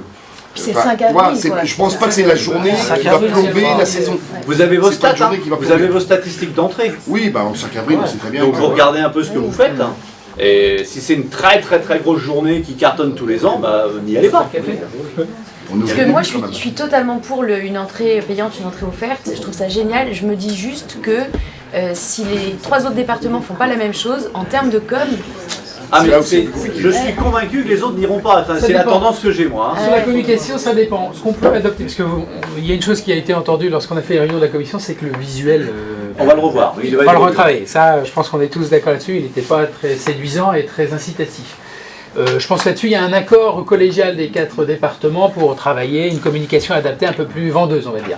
Rien ne nous empêche d'imaginer d'avoir une signature graphique, on va dire une communication graphique bien léchée, bien retravaillée à l'échelle des 4 départements, sans forcément, alors que c'est un peu moins vendeur peut-être effectivement, d'avoir cette signature, une entrée gratuite, une entrée achetée, enfin peu importe, et de pousser vraiment le principe de l'opération Journée des loisirs le 5 avril 2020, les équipements vous ouvrent leurs portes, peu importe, c'est la réouverture, peu importe, il faudra retravailler le message, et d'avoir ça finalement en tête de gondole à l'échelle régionale, à travers un réseau, effectivement, si on arrivait à travailler une présence physique sur le réseau TER Bretagne, vous imaginez que ça aurait quand même un petit peu d'impact, et que derrière, ça incite le client potentiel à se rendre après sur un portail commun, où là, il accéderait à l'offre, j'ai envie de dire, détaillée, avec effectivement peut-être des différences en fonction des départements.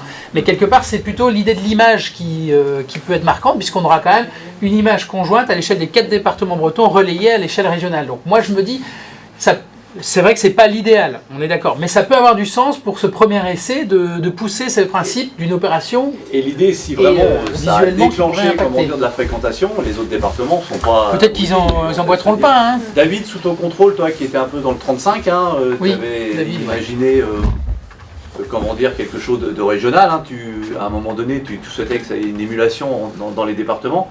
Le 35, il se positionnerait comment tu penses qu'une offre comme ça peut les intéresser? Oui, il y a eu...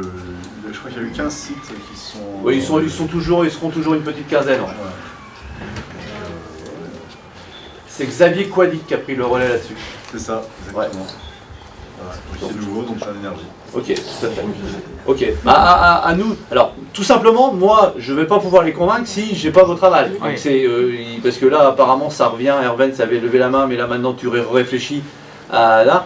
Donc, est-ce qu'on reste sur ce principe-là, oui ou non? On peut rester sur ce qu'on avait proposé sur 2019, c'est-à-dire des offres disparates. Voilà. C'est mieux, ça. On relève le bras alors. Alors, qui est pour une entrée payante, une entrée offerte? C'est la majorité. Donc, ne participeront à l'opération, et bien entendu, que ceux qui offrent cette offre-là. On ne prendra pas, dans la journée des loisirs, en l'occurrence en Morbihan, une offre qui est différente. Pour être cohérent, qu'est-ce que vous en pensez? On est d'accord? Oui. Bon. Et je pense que ce qui va être aussi... C'est un essai, on voit. Pardon. Oui, que pour ceux qui sont verts, sinon... Oui, alors en plus, bien sûr.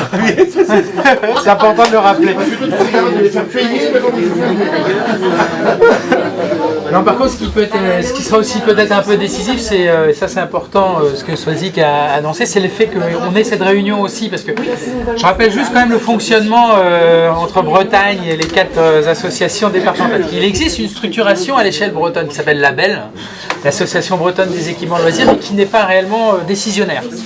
je rappelle les choses, c'est que la Belle est plus issue de la fédération des 4 associations départementales, donc elle n'a jamais eu vraiment un pouvoir décisionnaire. Bon, ceci dit, il y avait un petit peu d'argent dans les caisses, je ne sais pas où est-ce que ça en est, donc ce sera un point quand même important, puisqu'il faut rappeler quand même que les 4 associations départementales apportaient une partie de leurs adhésions dans l'escarcelle de la Belle. Et il y a de l'argent, hein, donc ça vaudrait le coup quand même qu'on sache ce qu'est cet argent, parce qu'il y a peut-être possibilité que cet argent serve sur une opération régionale. Ça, c'est un point important. Hein, alors, il y avait une présidence, mais Alexandre est parti, et du coup, c'est un peu tombé un petit peu dans l'oubli, hein, soyons clairs. Alors, c'est vrai qu'en plus, il y avait la CCI Bretagne qui accompagnait en termes d'animation. Bon, on ne reviendra pas, mais sur le fonctionnement de CCI, vous savez que c'est un peu compliqué actuellement, donc c'est vrai qu'il y a moins de présence de CCI. Donc, moi, je pense que c'est une chose positive que le CRT aujourd'hui revienne vers nous sur le fait de faire vivre un petit peu la réseau régional, mais avant tout, ce sont les associations départementales qui sont vraiment décisionnaires sur cette organisation. Donc je pense que la réunion qui aura lieu au cours du mois de janvier, elle va être déterminante là-dessus, sachant qu'effectivement, soyons clairs, au niveau du fonctionnement, on a une association qui est celle du Finistère qui est très proactive, parce qu'ils sont nombreux, et parce que le président est vraiment très très efficient, on va dire, au sein de l'association. Pardon, c'est quoi cette réunion au mois de janvier? Parce que c'est pour définir la communication sur le TER ou... Non, plus globalement, je pense. Plus global, ouais. Ouais. L'objectif, c'est de réunir les 4 structures départementales avec des membres volontaires pour échanger autour de en Bretagne. Ouais, parce que concrètement, pour réserver un réseau sur le TER, janvier, c'est trop tard. Ça sera bien. Les agendas. Ouais, il n'y a pas moyen de leur dire de bloquer, parce que autant... Vous voyez par exemple, l'opération Entrée c'est ouvert. Demain, j'ai demandé à l'aglo de communiquer à partir du 15 avril. Si elle me dit ce sera fin avril, début mai, c'est parfait, ça me va. La journée des loisirs, si elle me dit on pourra communiquer sur votre journée de la journée des loisirs au mois de mai, non, ça ne m'intéresse pas. Déjà leurs agendas, autant de les communiquer. Maintenant, le plan d'action, comme je l'ai expliqué en préambule lors de ma première intervention, le plan d'action communication du CRT est en cours de finalisation et de santé mi-novembre aux partenaires. On attend des retours partenaires pour mi-décembre, qui sera publié là décembre. J'ai rien vu dans le TER, moi, sur ce plan de communication. On échangera. D'accord. Ok. Bon, après, à un moment donné, il faut sortir aussi des fois du cadre. Et concrètement, bon, ok. Mais je pense que voilà, pour revenir quand même sur ce qui vient d'évoquer, l'idée d'une réunion plus globale à l'échelle des... Enfin, je pense qu'on est sur un moment propice, on va dire, où là les 4 associations départementales pourraient se réunir pour entreprendre des actions un petit peu plus globales à l'échelle effectivement régionale. Surtout si en plus de CRT peut nous appuyer sur ce volet-là, ça peut avoir du sens, notamment sur la journée des loisirs plus particulièrement. Ok, bon. C'est parti, bourse d'échange. Alors, on n'avait pas mis en dernier la bourse d'échange, il n'y avait pas Entrée c'est ouvert d'abord? Entrée c'est ouvert, on l'a vu. C'était avant la journée. Non, 2020. 2020. Non. Ça c'est 2019. Ah non, pardon, on n'est pas passé dessus. Non, on n'a pas encore. D'accord. Bon, opération c'est ouvert. T'as zappé la bourse d'échange quand même. On fait de la bourse d'échange. On en a pas. On va y venir à la bourse d'échange. Tu veux venir après? Ça c'est quand même très important. Donc opération c'est ouvert. On vous a fait le bilan. Donc au niveau des retombées qui sont très positives. Au niveau du côté print, on va rester exactement sur la même chose. 125 000 guides qui vont être édités. Il va y avoir 95 000 couponings insérés dans le guide, donc 95 000 coupons dans 95 000 guides, qui eux sont diffusés sur l'ensemble du Morbihan, par Jean-Yves sur les hôtels, les campings, comment dire, villages vacances, galeries commerciales, voilà. Ce guide-là, on ne le met pas dans les boulangeries. Ce qu'on met dans les boulangeries, c'est qu'on fait un tiré à part de 35 000 exemplaires du couponing, qui lui est mis dans les boulangeries, qui est mis également dans les galeries. Donc ça, c'est le côté print. Voilà. Il y a eu une remarque de Erwan qui est pertinente tout à l'heure, qui disait qu'il avait fait autant de coupons avec son code promo. Et c'est là que je vais intervenir. C'est que quand on fait une campagne d'affichage de Entrée c'est ouvert, quand on fait de la radio sur Entrée c'est ouvert, quand je fais une bannière ou un emailing ou des pop-up, etc., enfin du web marketing avec Entrée c'est ouvert, et ben c'est pas du print que je fais, c'est du digital. Donc je souhaite vous proposer le pendant de l'opération en digital, c'est-à-dire on garde toujours notre couponing, les gens qui vont le trouver dans les hôtels, dans les campings, dans les boulangeries, et en parallèle, j'aimerais pouvoir rebondir sur ceux qui font de la réservation en ligne, qui ont des systèmes de réservation, qui peuvent générer des codes promo. Vous avez tous reçu le compte rendu qui vous a stipulé que l'année prochaine, on souhaitait valoriser sur du digital cette opération via un code promo, je ne sais plus comment on l'a appelé. LM 2020, c'est marqué, voilà. Et donc, avec la petite commission de travail qui s'était mise en place, il y avait des prestataires, enfin des partenaires, pardon, des sites qui avaient des systèmes qui, ça leur posait aucun souci sur leur système de générer ce code-là. Donc, ce que je vous propose, moi, l'année prochaine, après c'est pareil, c'est encore à tiroir. Si vous ne souhaitez pas aller sur la partie digitale, vous pourrez toujours bénéficier de la partie couponing. Mais je vous propose de multiplier encore plus ces places-là, parce que le côté digital est super important. Parce qu'on va faire de l'affichage. Je suis désolé, moi je vois l'opération Entrée c'est ouvert. Bah ouais, mais en fin de compte, on a fait Entrée c'est ouvert l'année dernière, mais comment je me procure le flyer, enfin le coupon? Je ne sais pas où aller, je ne sais pas à qui m'adresser.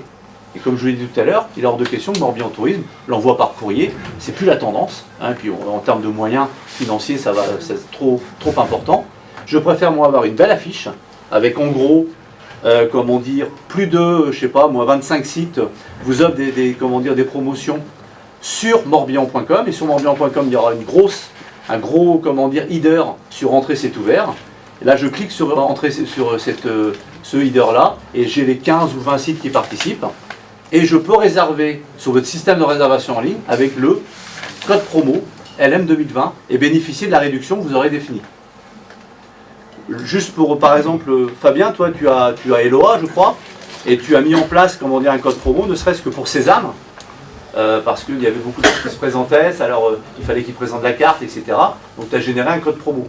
En fait, nous, notre billetterie en ligne est coupe-fil, et l'été, les détenteurs de la carte Sésame ne pouvaient pas bénéficier du coupe-fil parce qu'il fallait qu'ils prennent leur carte en billetterie pour avoir la réduction de 10%.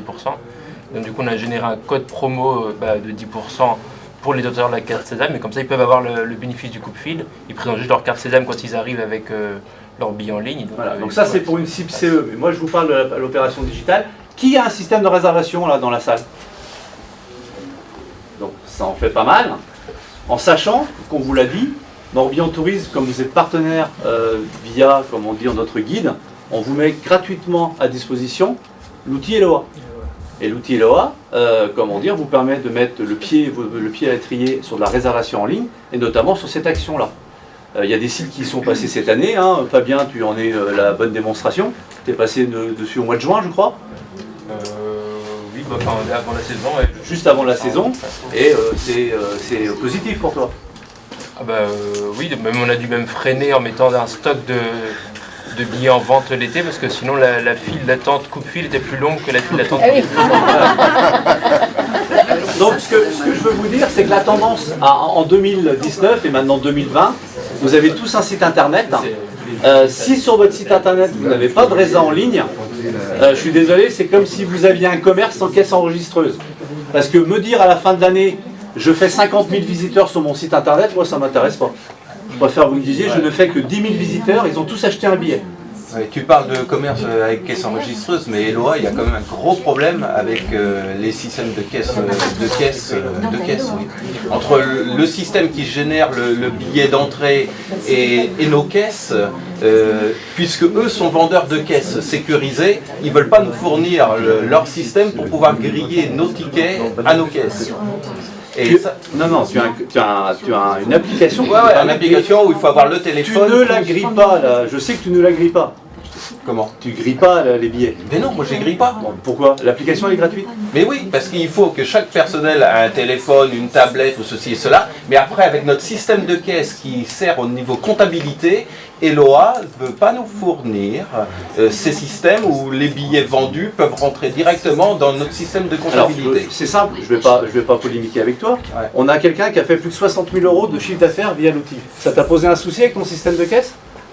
En fait, on a... Caisse et comptabilité, attention. Oui, on a, nous, avec notre téléphone, j'ai acheté 2 smartphones, un pour le jardin papillon, téléphone à 60 €. Hein, à partir du moment où l'application marchait dessus, ça m'allait très bien.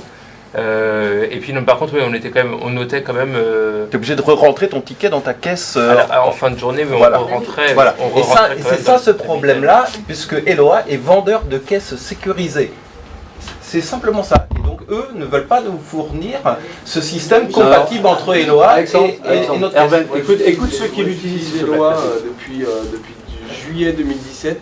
Et j'ai un autre logiciel de caisse à côté qui est complètement séparé. Oui. En effet, tu dois juste justifier comme quoi c'est une vente qui a été faite par internet sur Eloa. Mais c'est un canal de vente. C'est un canal de vente, donc c'est juste un bouton à créer. Alors ce chose, c'est qu'il n'y a aucune compatibilité entre les deux systèmes. C'est le personnel de caisse qui est obligé de rentrer. Je suis pas là pour vous dire. C'est le personnel. Et donc ça. T'as une touche, nous on a une touche sur nos caisses. Par exemple, pour griller.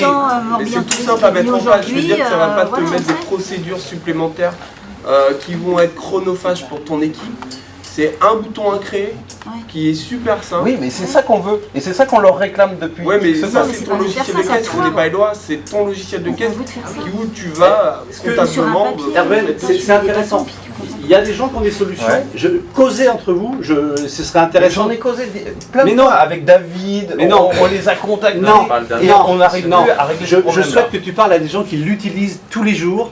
Et qui l'utilisent, et qui l'ont adapté, comment dire. Eloa, c'est un système de réservation et de vente en ligne. Il faut le prendre comme un canal, comme si tu avais ton couponing. Ton couponing, tu étais bien obligé de le rentrer dans ton logiciel. C'est en phase avec ton logiciel de caisse, le couponing? Le couponing. Bah oui, là je suis obligé de les ressaisir. Et bah c'est pareil. Et logiquement, Eloa, non, parce que eux vendent un système de caisse sécurisé. Ils ne veulent pas nous fournir par rapport à notre. On fera une séance qu'on en rediscute. On fera une séance spécifique là-dessus. C'est un gros problème. Le soir, après la fermeture physique de la billetterie, il est 18h30, vous pouvez plus rentrer, vous reviendrez demain. Je fais un ticket. Je fais un ticket vente en ligne. Je fais un seul ticket, 300 adultes, 250 enfants. Et voilà, et hop, c'est intégré dans ma billetterie. Ah, tu fais un ticket sur l'ensemble. Je fais un ticket pour la journée, oui. Voilà. Nous, on note, c'est tout simplement on note. Quand il y a 30 personnes, et donc, puis à la fin de journée, on paye voilà, à la caisse. Concrètement, donc c'est pas l'outil qui est mauvais. Je dis pas non plus que c'est toi, excuse-moi. Il faut absolument, comment dire, se dire, il a ses limites. Et je n'ai pas dit qu'il faisait le repassage, le ménage, la bouffe et compagnie. Il fait de la vente en ligne, il fait de la réservation en ligne. Il fait bien son boulot, ça, il n'y a aucun problème. Mais à partir du moment où ils ont développé, Eloa, à mon avis, leur système de caisse sécurisé pour les établissements de loisirs, ils ont mis une barrière. Nous, on a investi dans des caisses, dans un logiciel. Non, Erwan, on a investi dans. Erwan, tu peux pas dire. On va s'arrêter là parce que tu as deux sites qui l'utilisent et qui te disent que ça fonctionne et qu'il n'y a pas de barrière. Donc parce qu'ils l'ont adapté à leur processus. Mais oui, parce que. Oui. Bon, on en rediscute. Mais c'est intéressant de voir un peu comment on est. Donc, est-ce que, comment dire, cette partie de digitalisation de la part de Entrée c'est ouvert, vous êtes partant pour générer un code promo sur vos systèmes? Oui. Levez le bras. Le bras. Donc, ce que va faire Jean-Yves, il a déjà vos retours sur l'opération print. Donc, on est d'accord. Donc, ce qu'il va falloir, c'est que moi, vous puissiez me dire, oui, mon logiciel, il est capable de générer le code promo, ou je n'ai pas de système et je souhaite être équipé d'Eloa et on vous équipe en fin d'année, début d'année, on vient vous former et vous êtes opérationnel pour avril. Voilà, donc ça c'est important. Et en fin de compte, si par exemple vous êtes 30 sur le couponing, vous ne pouvez peut-être être que 20 sur le code promo, c'est pas grave. Encore une fois, c'est pas grave. Vous allez bénéficier du print et les 20 qui vont pouvoir générer des codes promo, etc., vont eux être mis en avant sur morbihan.com pour que vous puissiez réaliser des ventes sur vos sites internet. Ça vous va? Adjugé vendu. Hop. Alors, on était sur la bourse d'échange, Jean-Yves. Pardon, excuse-moi. J'ai zappé. Donc, voilà. Donc, vous savez que Jean-Yves organise la plus grande bourse d'échange départementale de documentation touristique tous les ans. Alors, on a cartonné cette année. Combien on était, Jean-Yves? 92. 92. Maintenant, ça va être le Stade de France. Donc, je pense que c'est les bons moments. Vous vous retrouvez, ça échange pas mal. On aimerait qu'il y ait un peu plus d'hébergeurs à venir. Donc, à nous peut-être aussi de mettre un peu le paquet via les syndicats. Pour les faire venir, les syndicats hôteliers, les gîtes. Il y a plus de gîtes en fin de compte de particuliers à venir que de professionnels. Est-ce que vous avez des idées là-dessus peut-être pour les faire venir? peut-être, alors effectivement à chaque fois, je suis désolé, hein, on aimerait bien faire ça un peu partout, mais si on ne fait pas ça voilà, dans des lieux un peu centraux, excusez-moi du terme, hein, où il y a de l'offre touristique, concrètement, hein, généralement on reste un petit peu sur le littoral, alors, on peut tourner, mais néanmoins, comment dire, j'ai eu une remarque par exemple cette année sur la Gacilly, mais ça s'est bien passé, on a fait un workshop à NCV, mais à un moment donné on avait voulu faire la bourse d'échange. J'ai plusieurs sites qui m'ont quasiment pas étripé, mais presque, en me disant mais Georges, tu veux pas aller nous foutre de la bourse d'échange à la Gacilly parce qu'il y a du temps de route, etc. etc. Non, bah quand on l'a fait à Puerla, on a eu autant de monde. Hein. Ouais, donc est-ce que c'est un frein de le faire à l'intérieur ou pas pour vous? On est bien venu faire l'Assemblée Générale ici, à Carentois. Le fait est que si on le fait dans l'intérieur, ce serait intéressant, ce serait d'inviter aussi les hébergeurs qui sont plus sur le même département, mais qui en termes de distance sont tout aussi Ah bah oui, proches. bien sûr. Et là, ça peut être intéressant parce que, enfin, je parle pour le château et on a une zone de chalandise qui est assez large. Et c'est vrai que on a du monde qui vient du 35, qui vient du 22, qui vient du 29, qui vient du Bah, par exemple, la Gacilly, est-ce que c'est une bonne idée, Artemisia par exemple? Par exemple. Là on a du 56. Alors, pas très bien fléchi. c'est pas très bien fléché. C'était pas très bien fléchi. Ouais, oui, on fera mieux. Pour votre information, la NCV, le workshop qu'on a mis en place avec notre partenaire la NCV, on a eu beaucoup de monde, quasiment à équivalence des départements 35, 22, 44, etc. Et la structure est super. Et la structure, effectivement, sur le côté, voilà. Après, on était à Erdeven cette année, hein. Erdeven. On peut être sur l'Orient aussi, voilà. Donc c'est à vous de nous donner un petit peu, comment dire, le territoire, parce que quand même, vous êtes majoritairement, c'est vous qui êtes présent majoritairement. C'est la bourse d'échange de Morbihan Tourisme, mais c'est quand même vous qui êtes présent en majorité. Donc on aime bien avoir votre avis, hein, on est d'accord, Jean-Yves. La tendance, ce serait quoi? L'Orient, la Gacilly. Et pourquoi pas en milieu du département? Oui, plutôt au milieu. Parce que la Gacilly, c'est pas au milieu. On a déjà fait l'Ocminé, on a fait la salle de la Mayette il y a 2 ou 3 ans. Ça n'a pas marché du tout.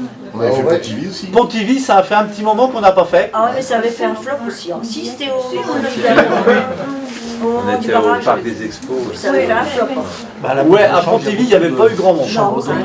Parce qu'après, il ne faut pas raisonner pour nous, mais il faut raisonner pour les gens qui ont besoin. Une chambre d'hôte, de chambre d'hôte qui viennent. Alors attention, là où il faut mettre le curseur, en fin de compte, vous avez plus, comment dire, d'intérêt, enfin sur cette journée-là, vous êtes plus là en termes d'échange entre vous. C'est pas tellement les visiteurs, c'est Epsilon. Si on arrive à avoir une centaine, 150 visiteurs qui viennent, c'est le maxi. Les visiteurs, il y a quand même du peuple à Erdeven, il y a eu du peuple. Entre vous. Il n'y a pas eu, enfin nous on a les stats hein, d'entrée, comment dire. Il y a alors c'est 140 entre gîtes, chambres d'hôtes. Attention, on est sur Erdeven, on est sur le Pays d'Auray, il y a de l'offre là. Hein, donc si vous allez un peu sur l'intérieur, je dis pas qu'on n'en aura pas autant. Mais déjà, on aura un peu moins d'hôtels et de camping, on aura des gîtes. Ça, c'est des hébergeurs. Mais des hébergeurs pro, il y en aura un petit peu moins si on est sur l'intérieur. Enfin, je suis à un cash à un moment donné parce que vous voulez aussi ça. Alors, est-ce que c'est uniquement un moment d'échange entre vous, vous diffusez de la doc, etc. et le côté hébergeur, c'est secondaire? Ou alors vous vous dites, bah nous on aimerait bien faire 50-50 quand même, hein, on aimerait aussi toucher des hébergeurs. C'est intéressant, enfin, on est tous énormément de monde. C'est vrai qu'une fois le mois d'avril arrivé, on a pas mal de jours. Et quitte à se déplacer, autant que ce soit le plus efficace possible. Donc ça nous fait quoi ça? Ça nous fait le littoral ou pas ou... Parce que le littoral c'est pas central, mais ils sont tous là. Et voilà. si c'est central, il y a 80% de l'offre, comment dire, d'hôtels et de camping qui sont là. Hein. Enfin, concrètement, c'est la règle des 24 heures. On a fait Erdeven. Oui. Donc l'idée, c'est ça peut-être de remonter un peu sur l'Orient. L'Orient. C'est vrai qu'on a été 2 années sur Musiac. Ouais, on remonte maintenant. L'Orient, Lorient pour 2020. On trouve sur le secteur de Lorient. Être bon pour lui, tout ça là. Le Ravenne. Mais après, si c'est. Moi, un truc que je vois et qui serait super top, c'est la cité. Des hébergements. La cité de la boîte. Il y a du parking. Il y a du parking et là on aura une carotte pour faire venir les hébergeurs. Venez rencontrer tous les sites touristiques du département et visiter gratuitement la cité de la voile en même temps. Ça là, c'est. Oui, bien sûr. Ils sont partenaires, ils n'ont pas pu l'être Christelle ne aujourd'hui. peut pas être là, mais... Ouais. Et donc les absents toujours tort, elle Voilà. va prendre la gratuité. Donc ce sera chez elle. Elle va être contente quand elle va voir le compte rendu. Est-ce que vous entendez bien avec l'hôtel de Lorient? J'ai pas de problème avec l'hôtel de Lorient. Est-ce que vous pouvez faire quelque chose pour qu'ils fassent bouger leurs hébergeurs? Parce que, enfin, nous en tant que site, sincèrement, c'est à les étriper. Hein, donc, C'est-à-dire les faire bouger. Faire en sorte que l'hôtel pousse un peu aux fesses de leurs hébergeurs pour qu'ils soient présents sur cette journée-là. D'accord. Parce que nous, la presqu'île, on doit être très loin et pas du tout intéressant parce que c'est une catastrophe. Là. Donc c'est intéressant, donc il y a encore du travail à faire sur Lorient. Ce serait intéressant qu'on y soit. Mais Ok. Je voudrais quand même rebondir sur Lorient parce que, enfin sur les offices de tourisme aussi, c'est vrai qu'on n'en a pas parlé, c'est un point important. On a fait quand même une démarche de rencontre avec les offices de tourisme du territoire, donc il y a aussi Alexandre qui a participé à ce travail de relation et puis Erwan. Moi j'ai rencontré l'office de tourisme de Lorient, c'était avant la saison en fait, et du coup il y avait une vraie volonté de l'office de tourisme de Lorient de travailler avec le réseau Loisirs Morbihan. Ils étaient même contents qu'on vienne les voir parce que c'est vrai qu'on a un problème sur le territoire de Lorient, on a une sous-représentation des équipements de loisirs. Clairement à part la Célor, et pourtant il y a une offre assez conséquente sur le territoire de Lorient. Je pense que c'est aussi l'héritage de Poids d'Histoire. C'est vrai qu'on est beaucoup tourné vers Vannes et le territoire du Pays Doré, plus que vers Lorient. Et je sais qu'à l'époque, Manuel Ouvenagel avait dit clairement qu'il était intéressé pour nous associer sur des réunions d'information, vraiment que le réseau puisse être un petit peu plus partie prenante pour faire de la communication auprès de leurs prestataires et aussi de l'adhérent du coup, pour faire savoir que le réseau existe et peut-être trouver, donc à mon avis, il y a une porte ouverte sur l'office de tourisme de Lorient pour faire des choses. On a des nouveaux cette année sur le secteur de Lorient qui rentrent. Donc voilà. Mais en tout cas, ils sont prêts à jouer le jeu, j'ai envie de dire, pour faire connaître le réseau Loisirs Morbihan. Et là-dessus, il en convenait, Emmanuel, que c'était un réseau qui était important pour eux, parce qu'on est un équipement de loisirs, il y a quand même une sous-représentation assez conséquente. Enfin, il y a d'équipements de loisirs. C'est vrai qu'on a, à part, effectivement, quelques nouveaux, mais on est quand même un peu limité, alors qu'il y a des choses très intéressantes en termes d'offres de loisirs aussi sur ce territoire-là. Ouais. Donc on va se rapprocher d'eux. La question était aussi, vous vous rappelez que tous les ans, donc là, il y a la bourse Morbihan Tourisme auquel vous venez, c'est le lancement de la saison, et vous faisiez également votre bourse d'échange un soir en juin pour échanger au cul du camion, vous savez, les docks, etc. On ne l'a pas faite en 2019. Est-ce qu'on l'a reconduit ou est-ce que, en fin de compte, ce que met en place Jean-Yves en début de saison vous suffit? C'est suffisant. C'est suffisant? On n'était pas moi j'aime bien, on fait un coup ensemble, c'était le pot d'amitié. Et puis, Oui, mais là tu l'as pas bien vendu. Là. Le camion tout seul, c'est pas spécialité de verre. C'était ça, hein. Vas-y que je te file 2 cartons dans ton coffre. On peut considérer que fin juin ça faisait durer un soir quand même parce que c'est un. Mais on peut. Non mais au niveau des. Ouais mais au niveau de nos propres docks nous. Oui. Oui. Parce que souvent malgré tout il y avait tout le monde ne venait pas mais il y avait quand même à chaque fois. C'est informel, hein. On peut continuer à mettre en place quelque chose à fin juin. Ça c'est vraiment entre nous, il y a aucun. Oui, c'est entre nous. On définit un lieu, comme on dit, ils nous accueillent. Ça avait été au parc du Petit Délire. Le dernier c'était chez toi. Au karting. Ouais, mais c'était le dernier. Carabrez, au Petit Délire. Ouais. C'est sympa quand il Et à chaque fois qu'on l'a fait il y a toujours du monde. Bon, on vous maintient un petit truc deuxième quinzaine de juin. Un soir, vient qui veut, vient diffuser sa doc, etc. Puis rappelez que de toute façon, Jean-Yves, au titre du guide loisir, fait aussi un réassort si besoin a été. Vous pouvez le solliciter aussi pour le guide loisir. Ça c'est important de le dire. Ok, en parlant toujours de cette bourse d'échange, j'ai vu qu'il y avait des prestataires en dehors de notre département lors de cette bourse d'échange. Alors pour des gens comme nous qui sommes situés près des Vilaines, près du 44, est-ce que les CDT de ces départements-là organisent également des bourses d'échange? Est-ce que vous avez des relations avec eux ou qui il faut contacter pour... Là, depuis 2 ans, on invite l'office de tourisme de Quimperlé et puis le 44 vient aussi à la bourse d'échange. Oui. Mais est-ce qu'eux organisent également des bourses d'échange? Et pour des gens comme nous, ou des sites de loisirs qui sont aux extrémités des départements, est-ce qu'il n'y aurait pas une connexion? On va leur poser la question. Ce serait intéressant. J'ai été invité à une bourse d'échange à Quimperlé pour l'office de tourisme, je ne sais plus comment il s'appelle, Terre Océane. Et par contre, côté 44, j'ai pas eu de retour. Si, oui, il y en a aussi, mais on ne nous a pas invités. Mais on peut poser la question. On va prendre contact avec eux, la période et quelles sont les conditions d'accès. Ouais. Voilà. À tout le moins, peut-être Morbihan Tourisme avec le guide loisir déjà. Oui. Ça peut être pas mal. Et puis pour Lorient, Mathilde, l'année dernière, en juin, enfin non, cette année en juin, ils ont organisé une bourse d'échange aussi. Près du 44. Mais on est allé, nous, en termes. Après, il y a souvent la notion d'adhésion qui émane de ces structures-là. C'est vrai que nous, il y a pas mal de gros sites. Quand vous avez des adhérents du 44 qui viennent dans vos bourses d'échange, ils sont adhérents? Alors, ouais, il y en a. C'est l'office de tourisme. Uniquement, il y a Terre de Sel. On a deux prestataires, je crois, extérieurs au département, mais parce qu'on a pris ceux qui étaient dans les communes qui touchent le département. Parce qu'on trouve qu'ils avaient une communication qui pouvait s'adresser aux deux.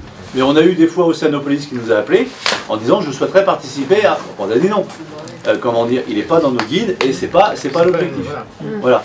Et je pense que les autres départements vont me répondre la même chose.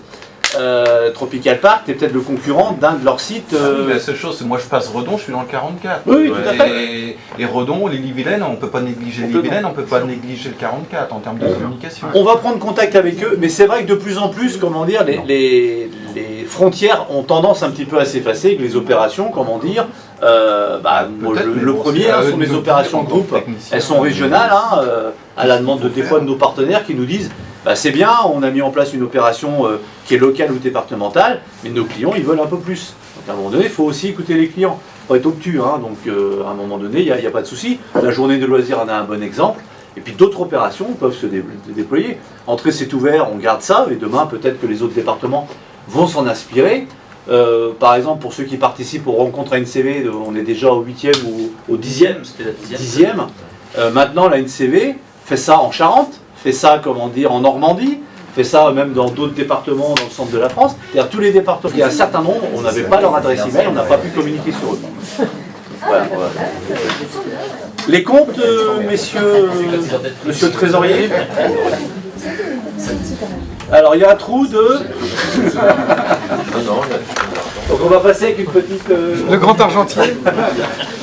Alors pour l'exercice 2019, il y avait 42 structures adhérentes, ce qui représente une recette totale de 8 300 €.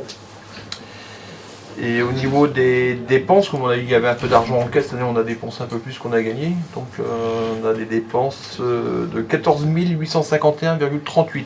Parce que déjà il y avait les deux salons de Rennes et Nantes qui avaient été pris en compte. Décidé à la dernière AG. Et également le gros des dépenses, c'est l'impression des livrets coupons, bien sûr, avec 6 502,80 €. Et les cartes à mail aussi, je lance un degré moins, mais un petit peu la malgré carte tout. à mail, je ne peux pas relancer une fabrication pour 2-3 cartes, parce qu'à chaque fois, il y a un calage, ils nous prennent des frais, donc j'attends d'avoir un volume critique. Faire la demande peut-être, non au lieu d'attendre, c'est toi qui fais la demande. C'est toi qui fais la demande. Oui, tu sais, tu as tout le tas de mails que tu m'as dit que tu n'as pas ouvert. Tu fais quand la demande alors? Mois de Là, ça a été fait en mars. En mars, oui. Ah oui, d'accord, mais là, tu vas refaire au mois de mars. Ah oui, parce qu'en plus il y a les nouvelles équipes saisonnières qui vont arriver, des nouvelles structures éventuellement qui vont rejoindre aussi le réseau. Je dis ça parce que des fois on me donne un nom, tiens j'ai un nom, mais je ne peux pas faire à chaque fois pour une carte. De savoir si tu refaisais une autre demande. On avance. Donc pour un bilan recettes dépenses pour l'exercice 2019 de moins 6 483,38 et au jour d'aujourd'hui, actuellement en compte, on a 9 813,96. Donc la différence de 400 € c'est pour l'adhésion Morbihan Tourisme qui va être le chèque n'a pas été limité. Voilà. Donc s'il y a des questions. Il y a des termes, monsieur le Président. Ah oui, pardon, est-ce que vous validez les comptes? Abstention, Augmentation de mon salaire. Non, c'est pas dans quel sens. Ok, validé. Est-ce que sur cet aspect budgétaire, on passe la petite vidéo là maintenant ou pas? Oui, si tu veux, comme ça fera voilà. Un petit effet appel d'air. Donc vas-y, tu peux annoncer, dire la grande nouveauté pour 2020. Non, on va aller. Ouais, c'est MC Lévy. Du coup, je vais emprunter juste. Oui, donc je voulais juste profiter pour excuser Patrick Lévy, le directeur de Morbihan Tourisme, parce qu'il aurait dû être des nôtres et malheureusement il était retenu. Mais il avait un petit message à vous. Si vous entendez à vous. Bonjour. Je ne suis pas là, mais je suis là, malgré tout. Et je tenais, à l'occasion de cette Assemblée Générale 2019, vous saluer, même si je suis un petit peu loin, saluer Gérard Pierre, qui lui est encore plus loin, puisqu'il est en Suisse, au titre du département du Morbihan, et vous dire deux, trois petits mots. D'abord qu'on est vraiment heureux de soutenir les membres de Loisirs en Morbihan pour tout ce qu'ils font tout au long de l'année, parce que d'abord, vous êtes des ambassadeurs du tourisme, vous êtes l'élément le plus important finalement quand on a choisi notre destination, qu'on a réservé un hébergement, eh bien on fait des activités et vous êtes ceux qui créent la valeur et qui faisons en sorte que quand on passe des vacances, on s'amuse bien sur un territoire. Et juste pour ça, je voulais vous dire bravo pour tout ce que vous faites. Vous dire un élément important de l'année 2019 qui s'est parfaitement bien écoulé, vous dire que le CDT du Morbihan, devenu ADT depuis février, est toujours à vos côtés, avec Jean-Yves qui est ici présent, avec Georges qui donne ce lien entre le CDT et les clubs, et également saluer le travail remarquable qu'a fait Frédéric Paul et tout son bureau pendant toute cette année. Les nouveautés de 2020 seront simples. D'abord, je pense à un changement de gouvernance, comme nous l'avons eu chez nous, c'est-à-dire de saluer, j'espère, le futur président qui est cher à nos cœurs, au CDT, puisque Erwan Thomas, a priori, prédésigné par le responsable. Il n'a pas le droit de dire des choses comme ça. Prédésigné par le conseil d'administration. Erwan, avec qui nous avons un lien fort, non pas en tant qu'envoyé spécial de Sainte-Anne-d'Auray, mais bien patron de Manavix avec ses collègues. Il a fait de rester et loin. deuxièmement parce que là aussi, passer de l'aquarium à la bière, et pour terminer sur les bateaux de croisière, ce n'est pas Camille ni ses collègues qui me diront le contraire. Les croisières, ce sont les remontées mécaniques dans le département du Morbihan. Au niveau du tourisme et des loisirs. Donc, je te souhaite, monsieur le futur président, tous mes voeux de réussite et ainsi que le soutien plein et entier de l'unité. Ouais, c'est ça, je te souviens. Et une dernière chose, parce que ça m'avait été demandé, vous connaissez les outils, entrée, c'est presque ouvert, et le guide loisir qui sortira très prochainement, mais vous aviez souhaité que l'on manifeste encore plus d'envie. Donc, au-delà de Jean-Yves, que l'on met intégralement et qui fait un travail remarquable en soutien à l'association, et de Georges, et de la communication, avec Bénédicte, des outils numériques, avec David, de Mathias en matière de structuration de l'offre, on a décidé de vous accompagner aussi financièrement.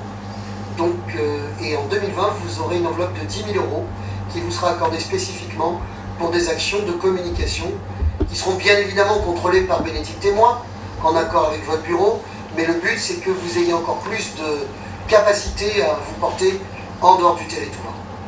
Encore une fois merci, encore une fois bravo, et je souhaite qu'on continue, non pas à co-construire, ça n'est pas ma culture, mais à faire en sorte que plus vous gagnez, plus on est performant, et plus on est performant, plus vous avez de clients. Merci et à très bientôt.